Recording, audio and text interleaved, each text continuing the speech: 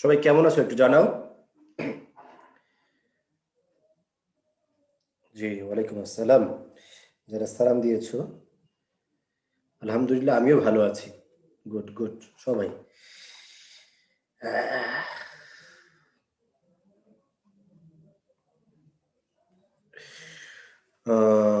Good, অনেকে answer করছে। কে কোত্থেকে ক্লাস করছো একটু জানাবা সবাই দ্রুত, খুব দ্রুততম সবার মধ্যে এটা জানাবা। কে কোত্থেকে ক্লাস করছো? মাত্র 135 জন যুক্ত হয়েছে, দেখছো বাকিরা এখনো যুক্ত হয় নাই। একটু দ্রুত যুক্ত হও। কুমিল্লা নোয়াখালী ব্রাঞ্চ নাকি এটা? আচ্ছা দেখো সবাই একটু প্রথমে আমরা আলোচনা করবো বাংলা ফার্স্ট পার্ট নিয়ে আলোচনা করব। ফার্স্ট পার্টে আজকে রচনা আছে কি মাসি পিসি। কি আছে বলতো? মাসি পিসি। এই রচনাটা খুবই ইম্পর্টেন্ট, এখান থেকে প্রচুর প্রশ্ন হওয়ার জায়গা আছে, বুঝছো? এই জন্য একটু মনোযোগ দিয়ে পড়বা। কতগুলো জায়গা আছে সেগুলো পুরোটা মনোযোগ দিয়ে পড়ো, অনেক তথ্য আছে এই রচনাটার মধ্যে। মাসি শব্দের অর্থ হলো খালা। মাসি শব্দের অর্থ কি? খালা। আর পিসি শব্দের অর্থ হলো ফুফু। এই পিসি এবং মাসি এবং পিসি কার? আল্লাদের। বুঝছো? নাম কি? আল্লাদি। উচ্চারণটা একটু ভালো করে খেয়াল করো। আল হাদি, এটা হলো এটার উচ্চারণ শব্দটা, আল হাদি। কথা বুঝতে পেরেছো? এই রচনাটার মধ্যে আমরা কয়েকটা জিনিস আমরা ভালো করে লক্ষ্য করব, সেটা হলো নারীর ক্ষমতায়ন। এই জিনিসটা আমাদের এখানে উপস্থাপন করা হয়েছে, নারীর ক্ষমতায়ন। আচ্ছা, এটার অভাব আছে সমাজে, এটা সংশোধন হওয়া উচিত, নারীর ক্ষমতায়ন হওয়া উচিত। এরপর আরেকটা আছে হলো কি আছে, গ্রামীণ পরিবেশ, যেটা আছে গ্রামীণ পরিবেশ বা অবস্থা এটা বলতে পারো। আরেকটা আছে নারী নির্যাতন, না? একটা রচনা বিষয় আছে নারী নির্যাতন। আচ্ছা, নির্যাতন এই কথাটাও আছে। এরপরে আরেকটা বিষয় আছে সম্প্রীতি, একটা বিষয় আছে সম্প্রীতি, এই বিষয়টা এখানে আছে। এরপর আরেকটা বিষয় এখানে আছে শোষণ। কি আছে? শোষণ।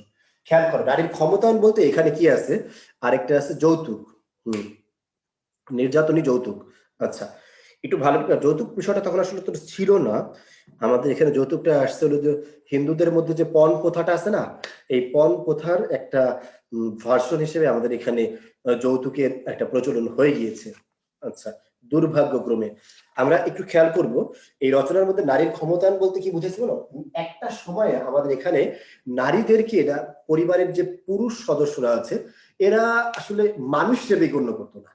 মানে বিষয়টা কেমন একটু খেয়াল করো, একটা মেয়েকে বিয়ে দিবে, মেয়েকে বিয়ে দেওয়ার ক্ষেত্রে মেয়ের বাপ দেখবা যে হুটহাট করে একজন বিয়ে ঠিক করে ফেলছে এবং আইসা জানাই দিচ্ছে তোমার এত তারিখে বিয়ে। মেয়ের যে একটা মা আছে, মানে মনে একটা ওয়াইফ আছে, স্ত্রী আছে, তার সাথে যে একটু পরামর্শ করা দরকার এবং তার যে একটা মতামত নেওয়া দরকার, এইটাও কোনোদিন মনে করতো না, নিত নাও, মনেও করতো না। অনেকে হয় সময় দুই এক সময় একটু আইসা বলতো, কিন্তু তারপর তার কোনো কিছু বলার অধিকার ছিল না। বিষয়টা বুঝছো? এই জিনিসগুলোকে মানে ক্ষমতাহীনতা বলে। আমাদের নারী ক্ষমতা বলতে আমরা আরেকটা জিনিস বলি, সেটা কর্মসংস্থান। আমাদের এখানকার নারীরা কিন্তু সবসময় কর্মজীবী ছিল, আমাদের এখানকার নারীরা। তুমি একটু খেয়াল করে দেখবা যে আমাদের এখানকার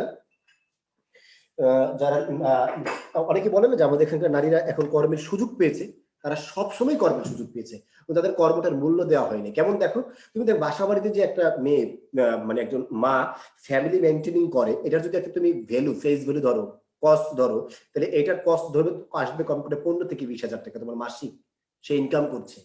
মানে ওই কাজটা তুমি অন্য কাউকে দিয়ে করাইলে তোমার 15 থেকে 20 হাজার টাকা লাগতো। কথা বুঝছো? এছাড়া আরেকটা বিষয় খেয়াল করো, যে কৃষি কাজটা আছে না আমাদের এখানে, যেহেতু কৃষিজীবী সমাজ, আমাদের এখানে কৃষি কাজের আমাদের 40 থেকে 50% কাজ মহিলারা করে। গ্রামে গিয়ে দেখলে এটা বুঝবা। একটা মা মৌসুমে মানে ফসলের মৌসুমে কি পরিমাণ কাজ করে তুমি একদিন করলে বুঝবা, এছাড়া বুঝবা না। এই কাজগুলোর স্বীকৃতি নেই, এই স্বীকৃতিটাই হলো নারীর ক্ষমতা। কথা বুঝতে পেরেছো? যেটা ইসলাম যেটাকে সাপোর্ট করে, বুঝছো? আর আর আরেকটা বিষয় যে মানে নারীর যে সমতা, সমতা অধিকারের সমতা, সব ধরনের অধিকারের তার সমতা ইসলাম দিয়েছে, বুঝে আসছে? সব ধরনের অধিকারের সমতা দিয়েছে। কেবল সম্পদের বিষয়টা নিয়ে আমাদের একটা আছে, সম্পদ ইসলাম যা বিধান করেছেন, আল্লাহ যা ভালো মনে করেছেন সেটা পারফেক্ট, নিঃসন্দেহে পারফেক্ট। এটা কারণ হলো আল্লাহ ইনকাম তোমাকে ভাগ কেন একটু কম দিয়েছে, তোমার নিজের সম্পত্তি ইনকাম করতে নিজের রাখার সুযোগ আছে, এটা তো তুমি অর্ধেক পাচ্ছ না। শুধু বাবার সম্পদে তুমি ছেলের তুলনায় অর্ধেক পাচ্ছ, এটা কারণ হলো তোমার তো খরচ নাই, ছেলের তো খরচ আছে। এই একটা বিষয়ের কারণে তোমার এখানে অর্ধেক সম্পত্তি। আর বিষয়টা আরো সেন্সিটিভ, এটা নিয়ে আমরা পরবর্তীতে আরো আলোচনা করলে বুঝবা, ফেস টু ফেস ক্লাসে এটা নিয়ে আলোচনা করা যাচ্ছে না। আচ্ছা, আরেকটা হলো গ্রামীণ পরিবেশটা কেমন হয়, গ্রামের সব মানুষরা একসাথে মিলেমিশে থাকে, অভাবের মধ্যে থাকে, এই জিনিসটা আমরা দেখেছি। আর নারী নির্যাতন মানে কথায় কথায় স্ত্রীকে অতিমাত্রায় আদর, এটা বাঙালি সমাজে, বাঙালি বা ভারতীয় পুরুষ সমাজে ব্যাপকভাবে প্রচলিত ছিল, এখনো আছে অনেক জায়গায়। তবে এখন আবার নতুন একটা ট্রেন্ড শুরু হয়েছে, নারীর জায়গায় এটা রিপ্লেস হয়ে পুরুষ আসছে। এখন পুরুষরা নারীরা কথায় কথায় পুরুষদেরকে মানসিক এবং শারীরিকভাবে নির্যাতন করে থাকে। বাংলাদেশটা অসংখ্য ফ্যামিলি আছে। আর একটা মজার বিষয় কি জানো, নারীর সবচেয়ে বড় শত্রু নারী, পুরুষ না। কিন্তু নারী যত নির্যাতন হয় তুমি দেখবা তার অধিকাংশ নির্যাতন মানে 95% নির্যাতন হয়েছে শাশুড়ির মাধ্যমে, ননদের মাধ্যমে। তুমি খুব কম দেখাইতে পারবা শ্বশুরের মাধ্যমে ছেলের বউ নির্যাতিত হয়েছে। কথা কি বুঝতে পারছো? কথা ক্লিয়ার? আচ্ছা আচ্ছা, সবাই বিষয়টা ক্লিয়ার না? এই যে নির্যাতন যে আছে রোধ করতে হবে। তবে যৌতুক যে আছে, যৌতুক যদি কোনো ছেলে চায়, সে ছেলে নারীর সন্দেহ, সে মেয়ে এবং ছেলের মাঝামাঝি। কোন ছেলে যে প্রকৃত ছেলে, সে কখনো যৌতুক প্রত্যাশা করতে পারে না। যৌতুক ভিক্ষার চেয়ে নিকৃষ্ট কাজ, ভিক্ষার চেয়ে নিকৃষ্টতম কাজ, সে ভিক্ষুকের চেয়ে খারাপ। বুঝে আসছে? তার আত্মমর্যাদা বোধ বলতে কিছু নেই, এবং তার বাবা মারও আত্মমর্যাদা নেই। বুঝছো?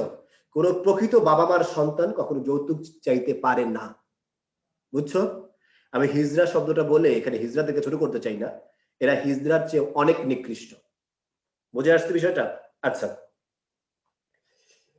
তারপর আরেকটা বিষয় হলো কি, সম্প্রীতি, মানে গ্রামে যে যেই সম্প্রদায়ের মানুষ থাকুক না কেন, তাদের মধ্যে একটা সম্প্রীতি, মিল থাকতে হবে। ঠিক আছে? তারপর একটা বিষয় হলো, এটা উঁচু নিচু, কালো সাদা, তোমার ধনী দরিদ্র, দলিত সম্ভ্রান্ত, এই প্রবলেমগুলো সমাজে থাকে। এই প্রবলেমগুলো সমাজ থেকে সলভ হওয়া উচিত। বুঝছো? এরপর আরেকটা বিষয় আমরা এখানে দেখতে পাই, সেটা হলো শোষণ। কি দেখতে পাই বলতো? শোষণ। সমাজের কিছু সমাজপতিরা থাকেন যারা সমাজের শাসনের নামে শোষণ করে বেড়ায়। কি করে বেড়ায় বলতো? শোষণ করে বেড়ায়। এর অসংখ্য উদাহরণ এখানে আছে। এখানে আছে ককুল, একজন ভদ্রলোক আছেন, অভদ্রলোক বলা যায় নাকি ওনাকে?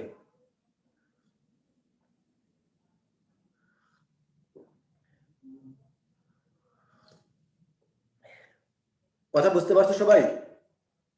আচ্ছা, এই রচনাটা লিখছেন তো, এটা একটা ইম্পর্টেন্ট বিষয়। এটা লিখছেন হলো তোমার মানিক বন্দ্যোপাধ্যায়। মানিক বন্দ্যোপাধ্যায় কিন্তু খুবই ইম্পর্টেন্ট একজন পার্সন, জন্মগ্রহণ করেছেন 1908 সালে, না? আচ্ছা, ভদ্রলোক তার জীবনে প্রথম কি সাহিত্য লিখছে এটা ইম্পর্টেন্ট। তার জীবন প্রথম লেখা ছোট গল্পের নাম হলো, গল্পের নাম হলো অতসী মামি। কি নাম বলতো? অতসী মামি। এবং প্রথম উপন্যাস হলো জননী। এই দুটাই প্রকাশিত হয় 1935 খ্রিস্টাব্দে। বুঝে আসছেন? আর সবচেয়ে ইম্পর্টেন্ট হলো পদ্মা নদীর মাঝি। একটু মনে রাখবা, এটা কে লিখছে এবং কত সালে প্রকাশিত হয়েছে? 1936 সালে প্রকাশিত হয়েছে। 1936 সালে প্রকাশিত হয়েছে। সবার কি লেখা শেষ? এবং এখান থেকে আর কিছু জানার আছে কিনা বলো?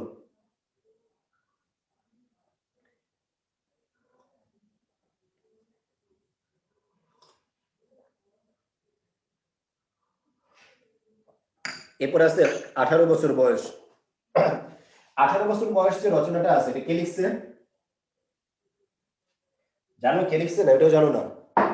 তোমরা কি আসছো না? কেউ কমেন্টস করছো না কেউ? না, প্রশ্নের আনসার করো। 18 বছর বয়স কে লিখছে? 18 বছর বয়স লিখছে সুকান্ত। বাংলা সাহিত্যে ওনাকে বলা হয় একুশের কবি, কিশোর কবি, এই নামে তিনি পরিচিত। ভদ্রলোক জন্মগ্রহণ করেছেন 1926 খ্রিস্টাব্দে, 1947 খ্রিস্টাব্দে মৃত্যুবরণ করেছেন। উনি মৃত্যুর আগে 3-4টা গ্রন্থ প্রকাশ করে গেছেন। তার মধ্যে ছাড়পত্র একটা বিখ্যাত গ্রন্থ, যেটা প্রকাশিত হয় 1948 সালে তার মৃত্যুর পর। এবং ছাড়পত্র কাব্যগ্রন্থটি কিন্তু 18 বছর বয়স কবিতা নেওয়া হয়েছে ছাড়পত্র থেকে। ক্লিয়ার? ধারণা করা হয় ওনার বয়স যখন 18 বছর ছিল, তিনি তখন এই রচনাটা লিখছেন। রচনার মূল থিম কি? রচনার মূল থিম 18 বছর বয়সে একটা মানুষের মধ্যে তারুণ্য, মানে বয়স সন্ধিকার আমরা বলতে পারি। কি বলতে পারি বলতো? বয়স সন্ধি। বয়স সন্ধি সরাসরি বলা যায় না, প্রাপ্ত বয়স্কের যে বয়স সন্ধি বলি সেটা না। এখানে বয়স সন্ধি বলতে বুঝছে, যেটা বলছে কৈশোর যে আছে, কৈশোর থেকে একটা মানুষ কোথায় চলে আসে? যৌবনে পদার্পণ করে এই এই বয়সের মধ্যে। বুঝতে পারছো? অর্থাৎ একটা মানুষের যে বাল্যকাল বা শিশুকাল যে আছে, কিশোরকাল আছে, এই কাল থেকে সে বাস্তবিক জীবন যেটা বলা হয় এই জীবনে পদার্পণ করেন এই 18 বছর বয়সে। তোমরা দেখো আমরা কিন্তু আমাদের দেশে 18 বছর বয়স মানে ইন্টারমিডিয়েট পাস করি প্রায় অধিকাংশই 18-19 বছর বয়সে। আর এই বছর বয়স হলে আচ্ছা এই 18 বছর বয়স যে আছে এই 18 বছর বয়সেই আমরা কি করে থাকি একটু ভালো করে শুনবা। ইন্টারমিডিয়েট কমপ্লিট করে আমাদের যে পেশাগত শিক্ষা অনার্স লেভেলে সেই পড়াশোনার দিকে নিজেদেরকে ধাবিত করি, এক ধাপ এগিয়ে দিই। এই জন্য এই সালটা আমাদের জন্য, এই বয়সটা আমাদের জন্য ইম্পর্টেন্ট, বুঝে আসছে? এখন দেখবা এই বয়সে যদি কেউ অল্প ভালোবাসায় পরিতৃপ্ত পায়, এই বয়সে অল্প ভালোবাসায় পরিতৃপ্ত পায়, আবার কোনো কিছু থেকে মানে 9 থেকে 6 হলে খুব ক্ষিপ্র হয়ে ওঠে, আবার খুব সামান্য আঘাত পেলেই নরম হয়ে যায়। এই জিনিসগুলো এই বয়সে হয়ে থাকে। তিনি বলছেন এরকম প্রচুর বাধা এই বয়সে আসে, কিন্তু তারপরে তিনি বলছেন তারপরও 18-র যে আছে এই 18-র জয়ধ্বনি শুনি আমি। অর্থাৎ কোন ভালো কাজ করার জন্য সবচেয়ে বড় অবদান রাখতে পারে কারা? এই তরুণ বয়সের ছেলেরা। তুমি দেখো বাংলাদেশের স্বাধীনতা যুদ্ধে যারা অংশগ্রহণ করেছে সেই মহান বীর 71-এর তারা সবাই কিন্তু তোমার 30-এর নিচের বয়সে, অনেকেই 30-এর নিচের বয়সে, বুঝছো? এবং মাত্র 13 বছর বয়সে একজন মুক্তিযোদ্ধা আছেন, স্বীকৃত মুক্তিযোদ্ধা, 13 বছর বয়সে, শহীদুল তার নাম। নাম কি? শহীদুল। বুঝে আসছেন? এটা মূল থিম এই উপন্যাসের, সরি এই কবিতার আর কি। এই কবিতার মধ্যে তোমার 32টা লাইন আছে, 8টা স্তবক আছে, এবং 18 বছর বয়স কথাটা 7 বার আছে, বছর শব্দটা 7 বার আছে, বয়স শব্দটা 19 বার আছে। আমাদের সেটিও কথাগুলো ভালোভাবে দেয়া আছে। স্যার 18 বছর বয়স কবিতা কে লিখেছে আবার বলেন প্লিজ। মানে কি রে ভাই? কাউসার তুমি এটা কি জিজ্ঞেস করলে আমাকে? এরকম হাজারো জগতে আছে, চিন্তা করো। তোমার সামনে শীট আছে, বই পড়ছো 2 বছর, তারপর তুমি আমাকে জিজ্ঞেস কেমনে করলা? How funny. হ্যাঁ, তোমাকে আর বলবো না, এটা বলার মতো মানে মানে কি বলা যায়, আমি লজ্জিত এটা আসলে বলতে গেলে। 18 বছর বয়স কবিতা কে লিখছে এটা আমাকে নাকি বলতে হবে, বুঝছো? আবার তারা নাকি ঢাকা বিশ্ববিদ্যালয়ে পরীক্ষা দিবে। দেখো এরপর আজকে ইম্পর্টেন্ট টপিক আছে, নাম হলো পদ। সবাই একটু লেখো পদ কাকে বলে। তোমাদের দুই একজনকে আমি একজন বলছে যারা মাদ্রাসার তাদের এটা পাঠ্য ছিল না, এই কথা এখনো বলো না। তোমাদের পাঠ্য থাকা লাগবে না, তোমাদের মতো মাদ্রাসার স্টুডেন্টের ঢাকা বিশ্ববিদ্যালয়ে চান্স পাওয়ার অধিকার নাই। যারা চান্স পাবে ঢাকা বিশ্ববিদ্যালয়, মাদ্রাসা ছেলেরা ঢাকা বিশ্ববিদ্যালয়ে ফার্স্ট হয়, ফার্স্ট। মাদ্রাসা ছেলেরা ঢাকা বিশ্ববিদ্যালয়ে ফার্স্ট হয়, যা দেখো সে সিলেবাস জানে কিনা। তুমি আজকে আজকে এসে জিজ্ঞেস করতেছো সুকান্ত কোনটা কি জানে এটা পাঠ্য ছিল না, এটা আজকে এসে বলতেছো। বলো পদ কাকে বলো?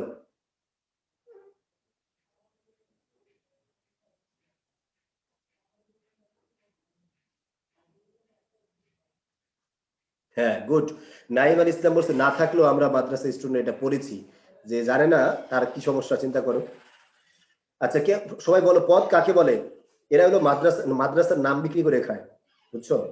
মাদ্রাসা এটা হয় না এটা হয় না বলতেছে।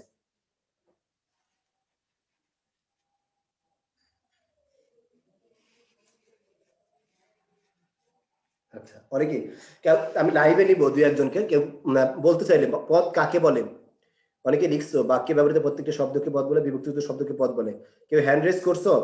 হ্যান্ড রেজ করে তাকে থেকে নেব। আচ্ছা হ্যান্ড রেজ করছে একজন, তুমি বলো পদ কাকে বলে। মুসা দেখো দিয়েছি, দেখো রে ভাই তোমাদেরকে ইয়ে দিয়েছি, ফ্লোর দিয়েছি। আসসালামু আলাইকুম স্যার। বলো পদ কাকে বলে। স্যার বাক্যের ওই যে বিভক্তি আর ধাতুকে পদ বলে। বিভক্তি আর ধাতুকে পদ বলে। জি স্যার। আসসালামু আলাইকুম ভাই। অজন্য স্যার তুমি কি বুঝে বলছো? জি স্যার পড়ছিলাম তো যে নবম দশম শ্রেণীর বইয়ের মধ্যে। না তুমি ভুল বলছো, ওটা হয় নাই। বলো ভাই আমি বলবো। বলো ইউসুফ বলো। আসসালামু আলাইকুম ভাই। ইউসুফ বলো ইউসুফ। হ্যাঁ আমি কি বলবো, মানে ইউসুফ শরীফ। তোমাকে ইউসুফ তুমি না তো, ইউসুফ বলো। জি, বাক্যের অন্তর্গত প্রত্যেকটি অর্থবোধক শব্দকে পদ বলে। গুড, অর্থবোধক শব্দ কি? এবার ইউসুফ মিউট হও। হারুন বলো। বাক্যে বিভক্তিযুক্ত শব্দকে পদ বলে ভাইয়া। বিভক্তিযুক্ত শব্দকে পদ বলে। আর কেউ আছো বলবা? Good. অর্থবোধক প্রতিটি শব্দই পদ। অর্থবোধক প্রতিটি শব্দই পদ। নাইম ইসলাম, এটা একটা ভুয়া কথা বলেছো। আর কেউ আছো? যারা আছে তাদেরকে ফ্লোর দিয়ে বোঝে না। আচ্ছা, গুড। যাই হোক, এখানে অনেকেই লিখছো বাক্যে ব্যবহৃত প্রতিটি শব্দই পদ, বাক্যে ব্যবহৃত প্রত্যেকটি শব্দ কি পদ বলে। গুড গুড গুড, অনেকে লিখছো, থ্যাংক ইউ। যারা লিখছো তাদেরকে থ্যাঙ্কস। আচ্ছা শোনো, 12 জন হাত তুলে রাখছে, এটা গেল কই? অথচ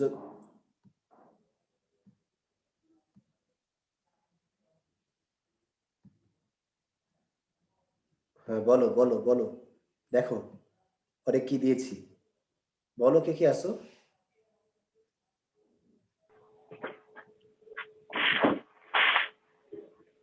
বলে ফেলো, নাদিয়াতুল মিনহাজ বনায় আসো। আসসালামু আলাইকুম। বাক্যে ব্যবহৃত প্রতিটি শব্দই এক একটি পদ। গুড, বাক্যে ব্যবহৃত প্রত্যেকটা শব্দই পদ। আচ্ছা গুড, থ্যাংক ইউ। শোনো, তার মানে সবার কথা থেকে আমরা এই জিনিসটা বুঝতে পারলাম যে পদ হবে কে, যে শব্দ হবে, তাই না ভাই? এটা বুঝতে পারলাম না? পদ হবে কে, যে কি হবে, শব্দ হবে। তোমাদের কথা তো এটাই নাকি? আচ্ছা, শোনো এবার, শব্দ, এটা তোমাদের কথা ছিল, দেখো শব্দ না হয়েও পদ হতে পারে, শব্দ না হয়েও পদ হতে পারে। এই বিষয়টা সবগুলো বইতে বা সেটাও লেখা আছে। বাক্যে ব্যবহৃত প্রত্যেকটা শব্দপদ, বিভক্তিযুক্ত শব্দপদ, অর্থযুক্ত শব্দপদ যা আছে, কথাটা ভুল, আমরা এখন প্রমাণ করে দেব। ঠিক আছে, একটু ভালো করে শোনো। আমি এই যে একটা শব্দ লিখলাম, কি লিখছি বলো তো? ক ল ম, এটা কি কেউ শব্দ? না, এটা কেউ শব্দ না। কিন্তু আমি যদি এভাবে এটাকে যুক্ত করি, সবাইটা আনসার করো, কমেন্টস আনসার করো, ক ল ম, এটা কি শব্দ হয়েছে বলো তো? এটা এটা শব্দ হয়েছে কিনা, এক নাম্বারটা শব্দ হয়েছে এটা বাক্যে ব্যবহৃত প্রত্যেকটা। জি, আচ্ছা, কিন্তু আমি যদি এরকম লিখি ল ক ম, এটা কি শব্দ হয়েছে? 2 নম্বরটা শব্দ হবে, 2 নম্বরটা শব্দ হবে কিনা, নাম্বার লিখো। আবার 3 নম্বর লিখলাম ম ক ল, এটা কি কোনো শব্দ হবে বলো? 3 নম্বরটা শব্দ হবে না। এবার তুমি আমাকে বলো যে কলম শব্দ কিন্তু লকম আর মকল শব্দ না, কেন? এটা শব্দ আর এটা শব্দ না কেন বলো তো? একটু দ্রুত আনসার করো সবাই। সবাই আনসার করছো না, কিন্তু সবাই আনসার করছো না, আমি দেখতে পাচ্ছি, কারণ অর্থ নাই। গুড, তার মানে হলো এটা শব্দ আর শব্দ না হওয়ার ক্ষেত্রে পার্থক্য করছে কে? অর্থ। অর্থ থাকলে শব্দ, আর অর্থ নাই তাই শব্দ না। তার মানে এই দুটা শব্দ না, এই কথা কি সবাই বুঝতে পারছো? এখানে শব্দ না কোনটা বলো তো তোমরা? শব্দ না কোনটা? নাম্বার লিখলেই হবে, শব্দ না কোনটা? এই শব্দ না কোনটা বলো? 2 3 2 3 2 3, good, thank you, 2 3, thank you. শব্দ না কোনটা? 2 3। সবাই আনসার করছো না, তোমরা 200 জন উপস্থিত আছো প্রায়, কিন্তু আনসার করছো না সবাই। 2 3 2 3, গুড, থ্যাংক ইউ। আচ্ছা, তাহলে একটু খেয়াল করো, এটা তো শব্দ না তুমি বলছো কিছুক্ষণ আগে, কিন্তু আমি লিখলাম এইদিকে খেয়াল করো, মকল কোনো শব্দ নয়, মকল কোনো শব্দ নয়। এবার তুমি বলো তো এটা একটা বাক্য হয়েছে কিনা? মকল কোনো শব্দ নয়, এই পুরোটা একটা বাক্য হয়েছে কিনা বলো? এটা কি একটা বাক্য হয়েছে? এটাকে বাক্য বলতে পারি? গুড, এটা একটা বাক্য। Good, thank you, thank you. হয়েছে, হয়েছে, হ্যাঁ হ্যাঁ, ইয়েস, এটা একটা বাক্য হয়েছে। এবার বলো তো এই বাক্যের সাবজেক্ট কে? এই বাক্যের সাবজেক্ট কে? সবাই একটু জানাও। গুড, আনসার করছে অনেকেই। সাবজেক্ট হলো, অনেকে আনসার করে ফেলছে, থ্যাংক ইউ, সবাই সঠিক আনসার করতেছে। সাবজেক্ট হলো মকল। সাবজেক্ট কে? মকল। এবার তুমি বলো সাবজেক্ট সবসময় কি হয়? সাবজেক্ট সবসময় কি হয়? Subject always to be noun or pronoun. Noun আর কি? প্রোনাউন। এবার বলো নাউনের বাংলা কি? নাউনের বাংলা কি বলো তো সবাই? নাউনের বাংলা কি? বিশেষ্য পদ। খেয়াল করছো? নাউনের বাংলা কি? বিশেষ্য পদ। গুড। এবার তুমি বলো, কিছুক্ষণ আগে তুমি বলছিলে এটা কিন্তু বিশেষ্য পদ হয়েছে মকল, কিন্তু তুমি বলছো না মকল শব্দ না, তোমরা বলছিলে এটা শব্দ না, মনে আছে? কিন্তু এটা কি হয়েছে? বিশেষ্য পদ হয়েছে। কথাটা কি বুঝতে পেরেছো? শব্দ না হয়ে যে পদ হওয়া যায়, লিপিকা দেবনাথ বুঝতে পেরেছ?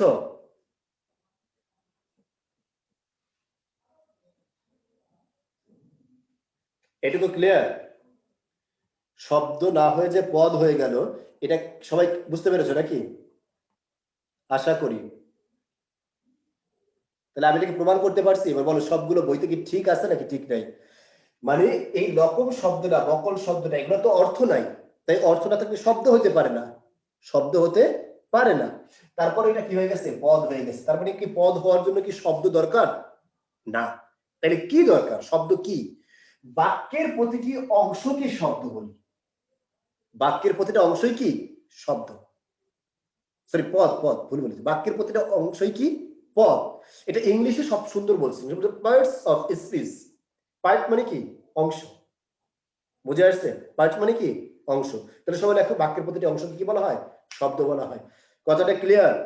এখন যদি কেউ কেউ চ্যালেঞ্জ করতে পারবা তো টিচারকে, যদি টিচার বলে যে বাক্যের বাড়িতে প্রতিটি শব্দকে পদ বলে, চ্যালেঞ্জ করা যাবে না ইনশাআল্লাহ?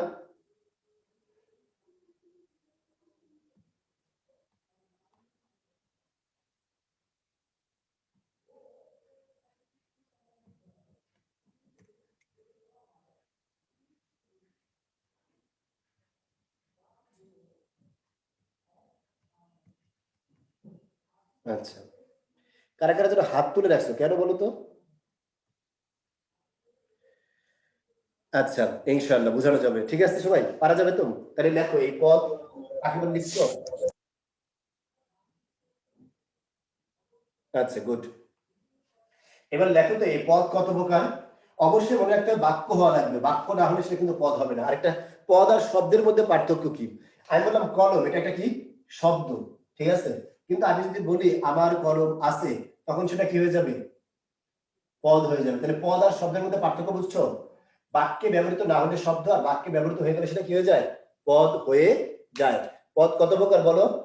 গুড, অনেকে আনসার করেছে। পদ কত প্রকার? 8 প্রকারও লিখছো, গুড। পদ 2 প্রকার, এটা হলো সব্যয় পদ, আর এটা কি আছে? অব্যয় পদ। একটু দ্রুত লেখো।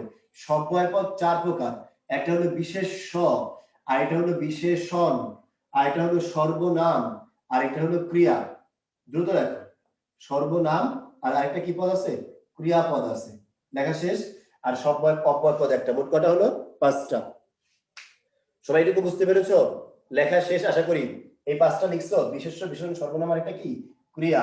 এর মধ্যে সর্বপ্রথম কোন পদ আছে বলো তো? বিশেষ্য পদ। সবাই একটু দ্রুত লেখো। যার দ্বারা নাম বোঝায়।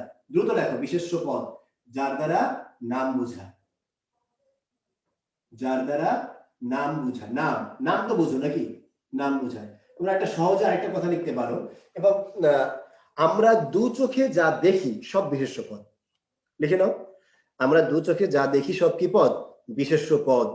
এবার তোমরা পারলে বলো এমন কোন একটা জিনিস বলো যেটা আমরা দুই চোখে দেখি কিন্তু তার কোনো নাম নাই। পাবা?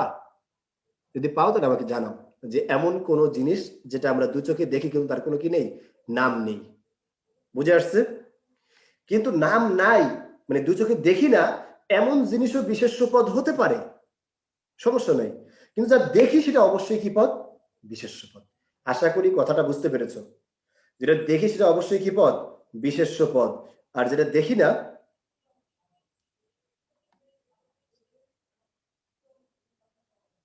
সবাইকে কথাটা বুঝতে পেরেছো? Thank you. আচ্ছা, তাহলে কতগুলো বিশেষ্য পদের নাম লিখে কমেন্টসে জানাও দ্রুত। বিশেষ্য পদ, আর এই বিশেষ্য পদ 3 প্রকার, এটা হলো 6 প্রকার। প্রথম প্রকারটা আসলে সংজ্ঞাবাচক বিশেষ্য। কি বাচক বলো তো? সংজ্ঞাবাচক। 2 নম্বর আছে জাতিবাচক বিশেষ্য, আর 3 নম্বর আছে হলো সমষ্টিবাচক বিশেষ্য। তোমরা কিন্তু বাচক শব্দটা লিখবা, হ্যাঁ? সংজ্ঞাবাচক বিশেষ্য। আচ্ছা, এখানে এরকম ভাবে লিখে নাও। এক বুঝায়, এটা হলো সব বুঝায়, আর এটা হলো অনেক বা কিছু বুঝায়। এই কথাটা একটু লেখো ভালো ছোট করে পাশে। অনেক বা কিছু কিছু বুঝায়। আচ্ছা, গরু, ছাগল, মেয়ে, ভেড়া, দেখছো একসাথে। হেদাতুন নূর এটা করছো না? হেদাতুন নূর আজকে আর একটা কমেন্টস করবা না, তাহলে তোমাকে ক্লাস থেকে আউট করে দেবো। হেদাতুন নূর মনে রাখো, ওইদিন কমেন্টসে তুমি বেশি জ্বালাইছো। যা দেখা যায় না সেগুলো আছে অনেক, বিশেষ্য পদ আছে অনেক, দেখা যায় না, সেটা আমাদের কোনো প্রবলেম নাই। কিন্তু কথা হচ্ছে যা দেখা যায় সেটা কি হবে? আচ্ছা, কথা বুঝতে পেরেছ? ঝুমা কি লিখছো? অয়েল জামশাট কি? অয়েল জাম শার্ট নাকি এটা? আচ্ছা ঠিক আছে। সংজ্ঞাবাচক বিশেষ্য কাকে বলে এটা সংজ্ঞাটা একটু খেয়াল করো। এই জিনিসটা কি এটা ভালো করে খেয়াল করো। যদি কোনো বিশেষ্য পদ দ্বারা কোনো ব্যক্তির নাম বোঝায়, অথবা কোনো ভৌগোলিক স্থানের নাম বোঝায়, অথবা কোনো গ্রন্থের নাম বোঝায়, এই তিনটা নাম বোঝালে সেটা কি বাচক? নাম। মনে থাকবে তো? আচ্ছা, এবার তুমি খেয়াল করো, আমি বললাম মুশফিকুর রহিম, ঠিক আছে? আচ্ছা, এই মুশফিকুর রহিম আমি শব্দটা লিখলাম। বলতো মুশফিক একজন কার নাম? ব্যক্তির নাম না? তাহলে এটা কি বাচক হবে? তাহলে কি বাচক হবে? মুশফিক যদি ব্যক্তির নাম হয় সংজ্ঞাবাচক। আবার শব্দ লিখলাম ঢাকা। ঢাকা একটা কিসের নাম বলতো? স্থানের নাম। তাই এটা কি হবে?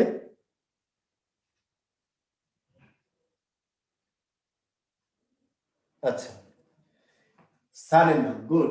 আর আবার আমি শব্দ লিখলাম কুরআন। কুরআন কিসের নাম? একটা গ্রন্থের নাম। কথা ক্লিয়ার? আচ্ছা আচ্ছা, শোনো, তাহলে একটু খেয়াল করো, এগুলো সব কি পদ হবে? সংজ্ঞাবাচক বিশেষ্য হবে। কেন বলতো? কারণ ব্যক্তির নাম বুঝেছে, স্থানের নাম বুঝেছে, এবং কি বুঝেছে? গ্রন্থের নাম বুঝেছে। সবাই আশা করি কথাটা ক্লিয়ার।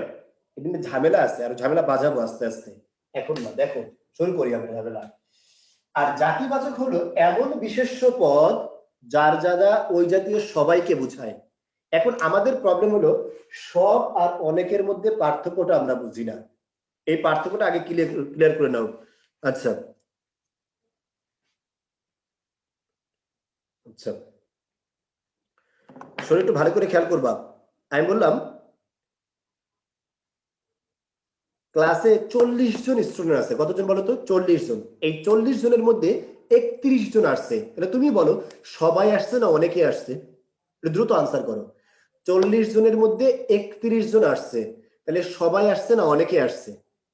দ্রুত আনসার করো তোমরা। তোমরা একটু কম আনসার করতে, কিন্তু সবাই আনসার করছো না। গুড গুড গুড, অনেক আনসার করছো। অনেকে আসছে, অনেকে আসছে, অনেকে আসছে। গুড, অনেকে আনসার, সবাই আনসার করতেছে, এটাই অনেকে আসছে। আবার যদি আমি বলি 40 জনের মধ্যে 39 জন আসছে, তাহলে সবাই আসছে না অনেকে আসছে বলো তো? 40 জনের মধ্যে 39, সবাই আসছে না অনেকে আসছে? কয়েকজন লিখছে সবাই আসছে, দেখছো? 40 জনের মধ্যে 39 জন আসলে নাকি সবাই আসা হয়। এইগুলারে ধৈরা পায়ে বাইধা টাঙ্গা রাখা উচিত, বুঝছো? যাতে খুব দ্রুত কষ্ট পেয়ে মারা যায়। কথা ক্লিয়ার? অনেকে আসছে, অনেকে। কিন্তু যদি আমি বলি 40 জনের 40 জন আসছে, তাহলে কয়জন আসছে? তবে সবাই আসছে, ঠিক আছে? কথা তাহলে ক্লিয়ার যে সবাই মানে হলো আর কেউ বাদ থাকবে না, আর অনেক মানে হলো কেউ না কেউ বাদ আছে, কিন্তু আবার একজন না। একজনের বেশি আর সবার কম, এরকম বুঝালে সেটাকে অনেক বা কিছু বলি আমরা। আমার কথা বুঝছো? একজনের বেশি বুঝাবে, একজনের বেশি বুঝাবে কিন্তু সবার চেয়ে কম বুঝাবে, এরকম হলে সমষ্টিবাচক। আচ্ছা, এই জায়গাটা থাক, আমরা এখানে থাকি। বলছিলাম সবাইকে বুঝায়, যেই বিশেষ্য পদ দ্বারা ওই জাতীয় সবাইকে বোঝায়। যেমন দেখো, মুশফিকুর রহিম একজন কি বলতো? মানুষ। কে বলতো? মানুষ বলতে আমরা কয়জন মানুষকে বুঝি?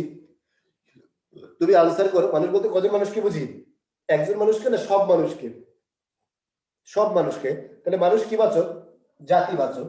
এবার তুমি বলো ঢাকা একটা কিসের নাম? শহরের নাম। তাহলে শহর বলতে কি আমরা শুধু ঢাকাকেই বুঝি? শহর বলতে আমরা শুধু ঢাকাকে বুঝি না, পৃথিবীর সব শহরকেই বুঝায়। যে কোনো শহর হতে পারে না? গুড, আনসার করছে অনেকেই। এবারে কোরআন একটা কিসের নাম বলো তো? গ্রন্থের নাম। কিন্তু আমরা গ্রন্থ বলতে কি শুধু কোরআনকেই বুঝি, না পৃথিবীর সকল গ্রন্থকে বুঝি? সব গ্রন্থকে বুঝি। তাহলে গ্রন্থটা কি বাচক হবে বলো? গ্রন্থ কি বাচক? সকলকে বুঝালে জাতিবাচক। শহর সবাইকে বুঝায় জাতিবাচক। মানুষ সবাইকে বুঝায় কি বাচক হবে? সমষ্টি, জাতিবাচক। আচ্ছা, বাকি আছে কোনটা? সমষ্টিবাচক। একটু খেয়াল করো সমষ্টিবাচক কোন জিনিসটা।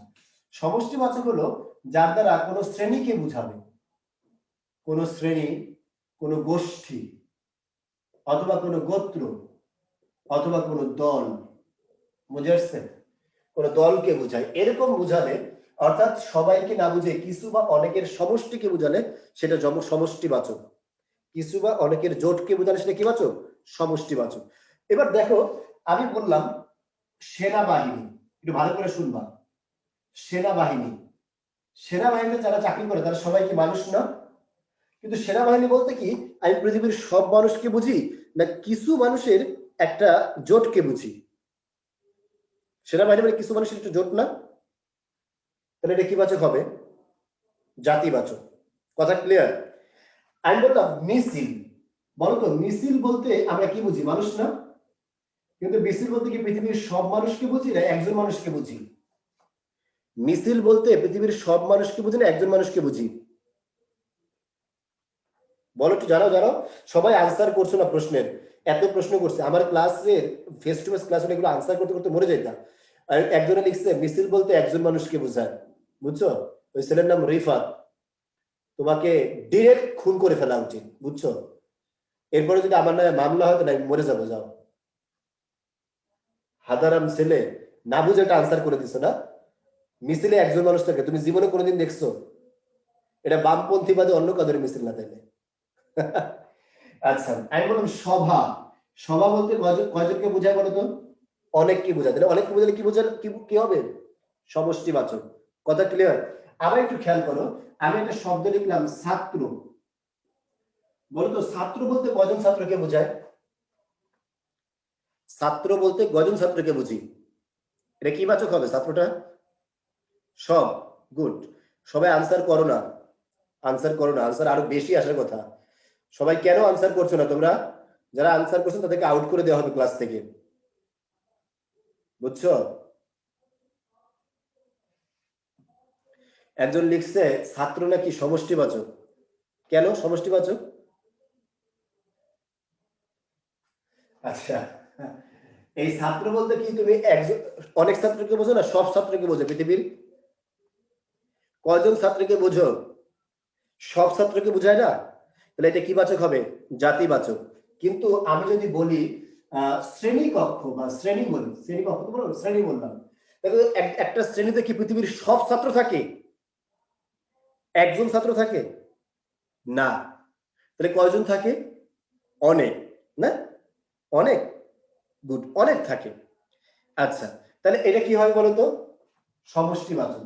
আমি একটা শব্দ বললাম গরু, গরু বলতে কটা গরুকে বোঝায়? পৃথিবীর সব গরুকে বোঝায়। তাহলে গরুটা কি বাচক বলো? গরু কি বাচক? জাতিবাচক। কিন্তু আমি যদি বলি গরুর পাল, তাহলে কটা গরুকে বোঝাবে? পৃথিবীর সব গরুকে না একটা গরুকে? একটা গরুকে কিন্তু বোঝাবে না, আবার সব গরুকে বোঝাবে না। গরুর পাল বলার সাথে সাথে কি বুঝছে? এক, অনেক বা কিছু সংখ্যকের সমষ্টিকে বোঝাচ্ছে। আশা করি বুঝতে পেরেছো। আচ্ছা আবার একটা শব্দ বললাম পাখি, পাখি বলতে কটা পাখিকে বুঝি? পাখি বলতে কটা পাখিকে বুঝি? সব পাখিকে। তাহলে পাখি কি বাচক? জাতিবাচক। কিন্তু আমি যদি বলি পাখির ঝাঁক, তখন সেটা কি হবে? সমষ্টিবাচক। এই কথাটা এতবার তোমাদের বিরক্ত লাগতে পারে যে ভাই এটা এত দেখাচ্ছেন কেন, কি হবে? ঠিক আছে, এটা কেন এরকম হচ্ছে? কারণ এটা তোমরা প্রবলেমে পড়ে। বাংলাদেশে অনার্স মাস্টার্স কমপ্লিট করা 95% স্টুডেন্ট এই তিনটার পার্থক্য করতে পারে না, বুঝছো? যদি ঢাকা পৃথিবীতে কয়টা আছে বলতো? একটা। মুশফিকুর রহমান কয়টা? একটা। কয়জন ব্যক্তি? একজন ব্যক্তি। নাম অনেকের হইতে পারে, ব্যক্তি কয়জন? একজন। মুশফিকুর রহমান ব্যক্তি কয়জন? একজন। নাম অনেকের হতে পারে। আল্লাহ কয়টা কোরআন নাজিল করছে? কয়টা কোরআন নাজিল করছে? একটা। এগুলো সব এক বচন, খেয়াল করছো? একটা বুঝায়। আর তোমরা তো পড়ছো এটাকে ইংলিশে বলা হয় প্রপার নাউন। ইংলিশে কি বলা হয় বলতো? Proper noun. আর প্রপার নাউন সবসময় কি হয় বলো এবার? সবসময় সিঙ্গুলার হয়। প্রপার নাউন সবসময় কি হয়? সিঙ্গুলার হয়। এটা পড়েছো না তোমরা? প্রপার নাউন অলওয়েজ কি হয়? সিঙ্গুলার হয়। ক্লিয়ার? তাইলে তুমি বলো এই মুশফিকুর রহিম দ্বারা ব্যক্তিকে অনেকে বোঝায়, কিন্তু অনেক সময় আমরা শব্দটাকে বহুবচন অর্থে ব্যবহার করি, ঠিক আছে? স্যার ছাত্র যদি জাতিবাচক হয় তাহলে আর্মি বলতে আমরা সকল আর্মিকে বুঝাই, তাহলে এটা কিভাবে সমষ্টিবাচক হবে? কাউসার প্রশ্ন করেছে। থ্যাংক ইউ কাউসার, সুন্দর একটা প্রশ্ন করার জন্য। আচ্ছা যাক, ওর প্রশ্নটা আগে সমাধান করি। হ্যাঁ, সবাই আর মাঝে কমেন্টস করো না, সবাই শোনো, কমেন্টস করার দরকার নাই। ও বলছে ভাইয়া ঠিক আছে, সেনাবাহিনী বলতো তো আমরা পৃথিবীর সব সেনাবাহিনীকে বোঝাইতে পারি, তাহলে সেটা জাতিবাচক কেন হবে না? আচ্ছা, যখনই সেনাবাহিনী বলতো আমি মনে করলাম বিডি সেনাবাহিনী, আবার ইন্ডিয়ান সেনাবাহিনী, আবার লিখলাম পাকিস্তানি সেনাবাহিনী, আবার লিখলাম ইউএস আমেরিকান সেনাবাহিনী, নাকি? তাহলে সেনাবাহিনী বলতে কি আমরা সবগুলো বাহিনীকে বুঝাই না? আর প্রত্যেকটা বাহিনীর মধ্যেই, প্রত্যেকটার মধ্যেই কি আছে? অনেকগুলো করে আছে। এইটাকে বুঝাই, এটাকে বুঝাই, এটাকে বুঝাই, সমস্যা নাই, কিন্তু প্রত্যেকের মধ্যেই কি আছে? অনেকগুলো করে আছে না? তাই এটা কি বাচক? সমষ্টিবাচক। কথা কি বুঝতে পারছো কাউসার? তুমি আনসার করবা শুধু। এই তুমি সবাইকে, সবগুলো সেনাবাহিনীকে বোঝাচ্ছ, ঠিক আছে, সবগুলো। এখন যদি সেনাবাহিনী না বলে আমি শুধু সেনা বা সৈন্য ব্যবহার করি, তাহলে তুমি কয়জন সৈন্যকে বোঝাবে বলো তো? সৈন্য বলতে কোন সৈন্যকে বোঝাবা? একজন সৈন্যকে না সকল সৈন্যকে? সকল সৈন্যকে। মানে সৈন্য কি বাচক? জাতিবাচক, ঠিক আছে স্যার। আমি আচ্ছা, সবাই প্রশ্ন করা শুরু করছে, দেখছো, আনসার দেওয়া শুরু করছে। বললাম যে তোমরা কেউ কমেন্টস করো না, এখন যে সময় কমেন্টস করতে পারি সে সময় করো না। আচ্ছা, সৈন্য জাতিবাচক, কিন্তু সেনাবাহিনী কি বাচক? পুলিশ বাহিনী কি বাচক? আনসার বাহিনী কি বাচক? সমষ্টিবাচক। কারণ যখনই বাহিনী বলবো তখন এটা গোষ্ঠীকে বোঝাচ্ছি, গোষ্ঠী বা দলকে বোঝালে সেটা কি বাচক? সমষ্টিবাচক। আমি কথাটা কি বুঝাইতে পারছি? আচ্ছা, কাউসার বলছে ঠিক আছে ভাই, বুঝতে পেরেছি, থ্যাংক ইউ। সবাই তাহলে এখন ক্লিয়ার বিষয়টা এটা? আচ্ছা, তাহলে এটা বুঝতে দিলাম আমরা। এখানে আর কোনো প্রবলেম আছে? শার্ট কি হবে? শার্ট বলতে তুমি কটা শার্টকে বোঝো? যত শার্ট আছে সব শার্টকে না? শার্ট জাতিবাচক। সবাই বুঝতে পারছো কিনা একটু জানাও। এই তিনটা কি পার্থক্য ক্লিয়ার? যদি সবাইকে বুঝায় তাহলে সেটা কি বাচক হবে? জাতিবাচক। আর যদি একজনকে বুঝায় সংজ্ঞাবাচক। আর যদি একজন এবং সবাইকে না বুঝায় মাঝামাঝি বুঝায়, গোষ্ঠীকে বুঝায়, তাহলে সেটা কি হবে? স্যার, সংজ্ঞাবাচকে ব্যক্তি, স্থান এবং পরেরটা কি? পরেরটা হলো গ্রন্থ। গ্রন্থ, গ্রন্থের নাম, গ্রন্থের নাম। জি স্যার, সব বুঝছি, থ্যাংক ইউ, বুঝতে পেরেছি স্যার। ফোকাস কি সমষ্টিবাচক? একজন জিজ্ঞেস করেছে ফোকাস কি সমষ্টিবাচক। আচ্ছা, ফোকাস তো একটা নাম না? ফোকাস একটা নাম না? নাম। আচ্ছা, তাহলে এটা কি বাচক হবে তুমি বলো? ফোকাস গুলো বলি আমরা, তুমি ফোকাস কি বলি? ফোকাস কোচিং হিসেবে বলতে চাচ্ছ নাকি কি হিসেবে বলতে চাচ্ছ, এটা হলো একটা বড় বিষয়, ঠিক আছে? তখন কিন্তু এটা সংজ্ঞাবাচক হয়ে যাবে। এটা ফোকাস একটা স্থানের নাম। তখন আমি ফোকাসে যাই, একটা স্থানে যাই। আশা করি ক্লিয়ার। আচ্ছা, এরপরে আরো দুইটা আছে, আরো তিনটা আছে না? হ্যাঁ হ্যাঁ স্যার, 7টা বস্তুবাচক হয় কিনা? হ্যাঁ হবে, বস্তুবাচক হবে না কেন?